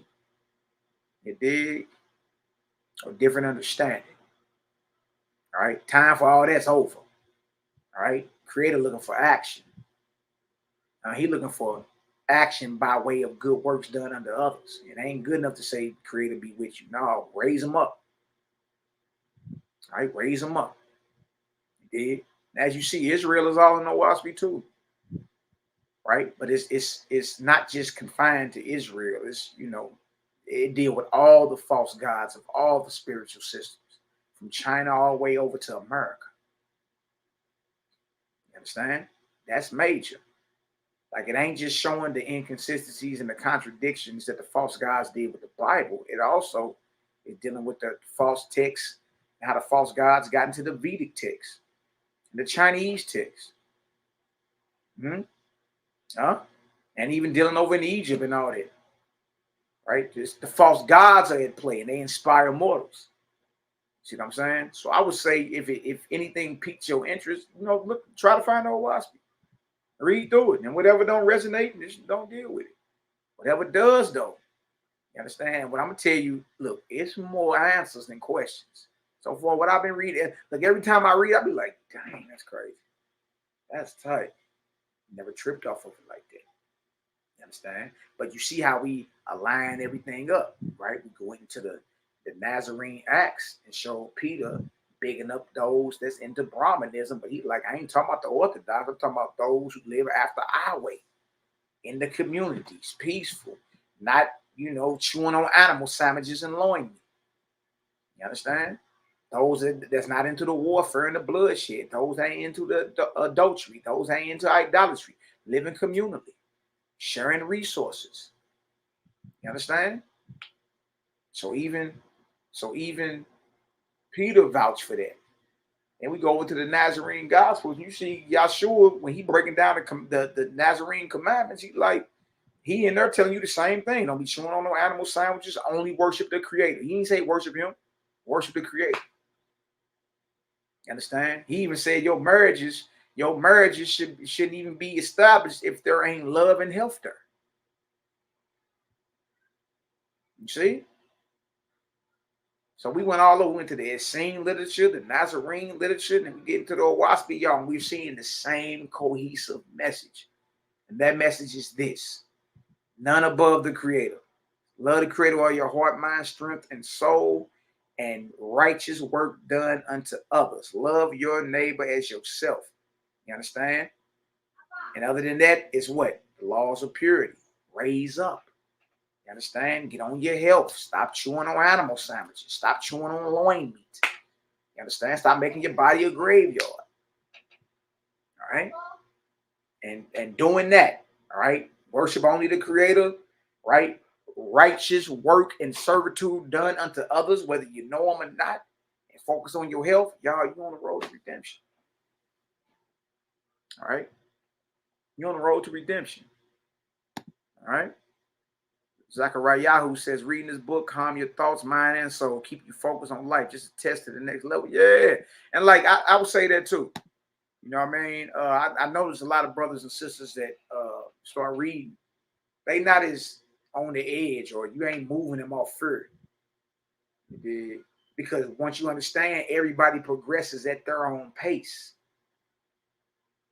You dig? Everybody gonna get there. You'll get there eventually. Yeah, there is judgment of the Most High. Like, if you a wicked, sadistic bastard, then you got judgment coming. You understand? But eventually there's redemption too with that. After you learn your lesson. You know what I mean? You just got to raise up. So even the perspective of death is, in my eyes, is better. You understand? Because you ain't running around here under the fear of having your nuts roasted forever. You understand? Right? That's right. Like what Keela say, find the good in people and speak on that. Stop speaking on the bad of everybody. You understand? Now his matters with his maker. Hey man, do you know so-and-so, you know, do this? Bro, look, his matters with his maker. What good is he doing? Now I can see if it was some wicked sadistic madness going on, you dig, and that's gonna get called out. As your bro, I'm calling all that out. Matter of fact, You understand? We ain't even going for no type of wickedness when we all gather together and get on community. I'm talking about like wickedness, you dig? Like rape and pedophilia and molestation and wife swapping. And we ain't doing nothing. Idolatry and bloodshed and slaughtering animals. Nah, ain't none of that. You dig? And you will be called out. That one thing, bro, we ain't finna play none of that. You understand? We ain't playing none of that. There are no children that's being touched, molested, raped, none of that. We gonna put your ass in the ground. You do something like that. You see what I'm saying? But it's talking about like us that's in this walk together and striving to get better, right?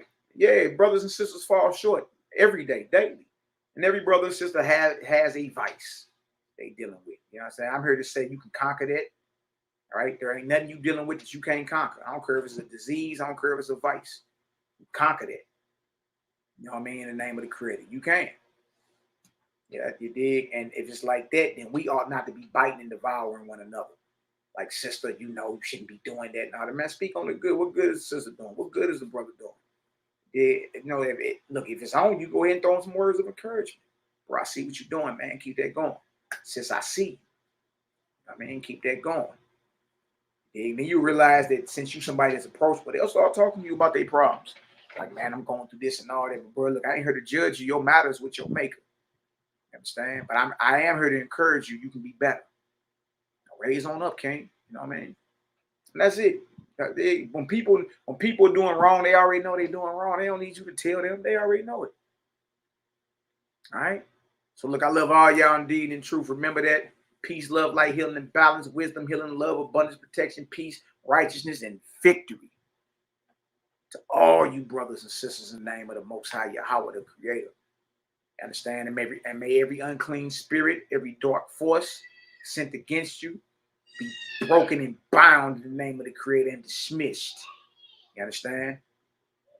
No unclean person, no dark-spirited man, woman, or spirit is allowed around us unless, you understand, they coming around to learn so they can receive this light and rise up.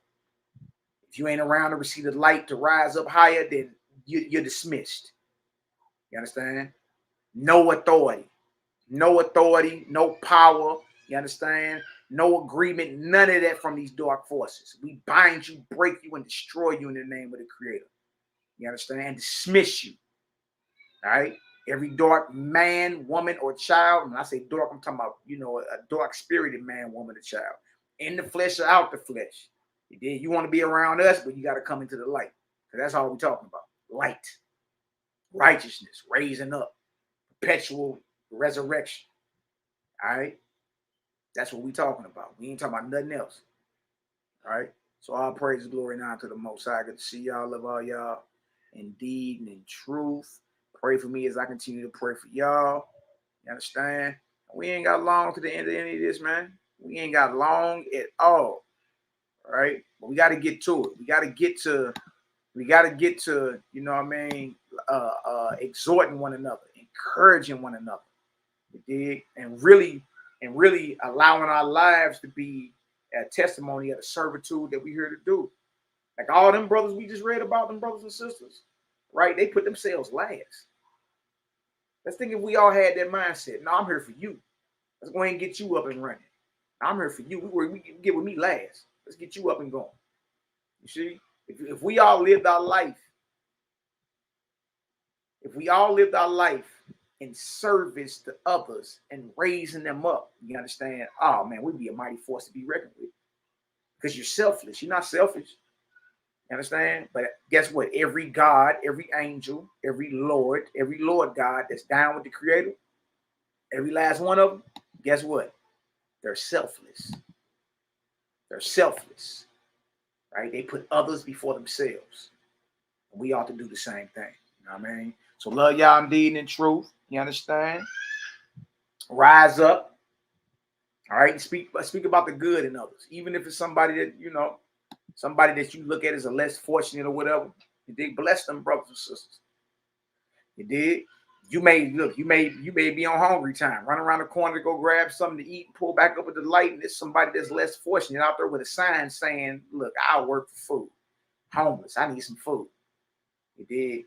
You're not realizing you went out the house to go buy them that food right there. You busy. Look, that right there is the test. You gonna be selfish or selfless? Yeah, you ran out the house to appease that hunger pain that you got, but not realizing the whole time the Creator is putting you right in the path for someone that's less fortunate. He did, and Creator right on you and give them the food you just bought. That food you just bought is for them. It ain't for you. Give them the food. Now, I mean, when you say, you know what, let me go ahead and get this food on over and be obedient, or when you say, nah, man, I worship my stomach. I'm about to eat this, and just roll your window down and tell the less fortunate, hey, man, God be with you.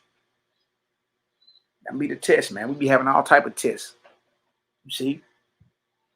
All right. So may the Creator continue to rise, you brothers. All right. Sisters say, I still see brothers getting on sisters. I still see brothers getting on sisters for wearing pants and makeup. Yeah, that ain't got nothing to do with spiritual progression.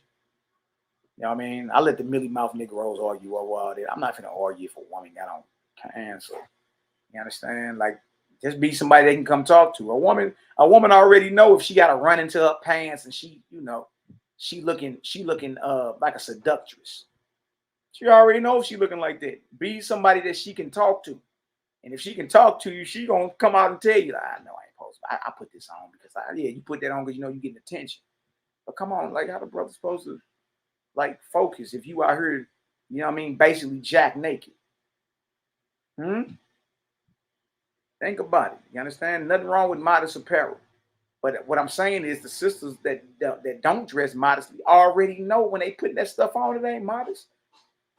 You did? But I'm saying instead of us condemning them, that gap between your legs, sister, need to breathe. I heard bro say that before. Condemning because they got on pants. Instead of saying that, be someone they can talk to and be like, hey sis, well look, let me go ahead and bring you up to speed real quick. Like bros is, you know, attempting to lead that type of life alone. You know, you come around here looking like, well, you looking, oh, you know, yeah, you right, a show ain't looking right. Like be that type. Don't be like the hell with you. You'll never get that. You know what I mean? You'll never get that. You'll never get them to witness or realize that, you know what, I already knew I wasn't supposed to be wearing this. And now bruh's a second witness. Yeah, but you ain't gonna get somebody to see the error of their ways constantly screaming on them and yelling at them, making them feel like lower than snail nuts. You ain't finna get, that's what she gonna do. She gonna go right back home and put on something more revealing. So, you know, the brothers is stuck in that is, you know, it ain't got nothing to do with spiritual progression, but I would, you know, just to let the sisters know there's nothing wrong. Like aim to dress modestly out here. If you're going to be revealing, like how that be for your husband at home. You did, but when you out here dress modestly, man, you understand? That don't mean you got to dress like no Amish or nothing like that, but you know, you still have your flavor and all that too, but dress modestly. You know what you putting on gonna make a man cause a 50-car pileup. You already know. You know what I mean? So once you know better, like my sister just said, do better, man. That's it. We all accountable. And we all on this thing called life together. You dig? But you're graded based off the righteousness you do for others and the fact that you ain't worshiping nobody but the Most High. Period. You dig? We follow the teachers of HaMashiach, the Messiah. You understand? But what we find out today is Messiah, his brother James, John the Baptist, and all type of brothers in different localities of the earth at different ages of time were teaching the same exact doctrine. So now we know what it means in the Nazarene literature where it says the Creator raises up, you understand, prophets and seers and witnesses to this light in every nation and at different ages. You dig? So with that, y'all, love all y'all deed and truth. Hey, look, strap up or back up, clip up. All right? Bless up. Pray for us as we continue to pray for y'all. Hey, look, bust y'all guns out here, man. All right? Head first. Head first. We ain't got no reason to be tiptoeing, unsure about something. Head first, man. And you read about some of these brothers like Hoab and them and Osir and Owaspi, when the Creator called them to go deliver some hells, go clean up hell, man, them brothers were busting hell wide open, boy. And delivering brothers and them up out of there. You know what I mean? Similar to how in the Gospel of Nicodemus, Messiah busted hell open. You know what I mean? These brothers come busting hell open head first. They ain't even stopped to have no recreation. Head first bust hell open. Y'all, we got the truth. What is we ain't got to tiptoe through the tulips, but just be somebody. Be somebody they can holler at. Because they already know you, you know what I mean? They already know you a heavyweight spirit. They already know you a heavyweight spirit. They already know it. You did? Yeah, sir, was a problem. I'm gonna keep it real with you. When I first read that, about we're not talking about the false Osiris of Egypt, y'all. You know what I mean? The Creator has a son named Osir. You dig? Man, when I read that, dude wasn't playing. Man, he was pulling up to these false gods while they was on the toilet, while they was on their throne. They running their mouth, yeah, whatever. You gonna be crawling on your belly, man. Osir pulled a spaceship up to the nigga throne. Cuff up. Like, why dude talking? Detained him. What is you talking about? You think you running something, huh? Man, dude was a serious problem. So with that, and there's another cat named Hoab in there who finally got some courage. Man, they was busting hell wide open. They wasn't even playing. Creator told me, look, go over here to the lowest heaven of Hadai and deliver these 8 million souls bound in a knot. Out of here. Strike with super precision.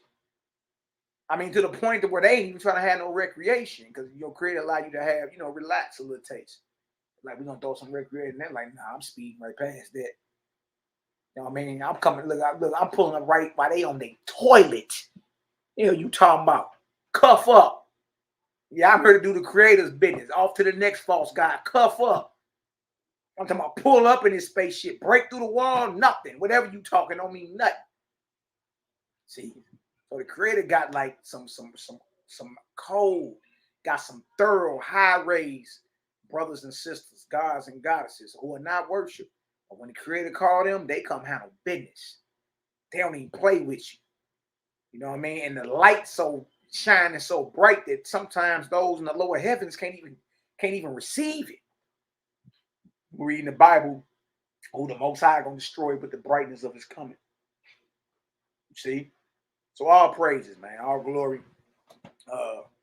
If anything you heard today piques your interest, I would say go back, look at the video, take notes, try to get you, YAH'KI. Nazarene is seen literature too. And that's what we're doing. We're showing how it all lines up. And if it lines up, then that means what we've been talking about over 18 months is valid. Valid. You understand? So shout out to all the haters, jaw jackers, and naysayers. Love y'all too. Believe that. And look, that just ain't talk. We literally pray for our enemies. You understand? We break the unclean spirits of anger and hatred, envy off of you in the name of the Creator. We break those unclean spirits. Break them, bind them, and dismiss them in the name of Yahweh the Creator. You have no authority, not even over our enemies. You understand? Move around because you out of bounds. You trespassing. You dig? So all praises. Would you say they gonna stay quiet? I'm gonna say that's right. And they have. All right, what we at right here? Yeah, he was gay. Yo, sure was a problem. Ice cold. That post you made. He drove shit right on that false guy's throne. He did, right up to his toilet. Caught him on the throne. Hey. Dang. All right, y'all. So I'm about here. Look at Rodney Hearn, my beloved brother in the building. Bless up. Shout out to all the haters, jaw jackers, and naysayers. Hey, salute. I salute you all in the name of the Creator. I salute to all the fakers, all the Nazarenes, all the Essenes, Cosmine, to all y'all, to all the fakers in the name of the Creator, Yahweh. You understand? I salute you all. Bless up, clip up. Till the next time, y'all.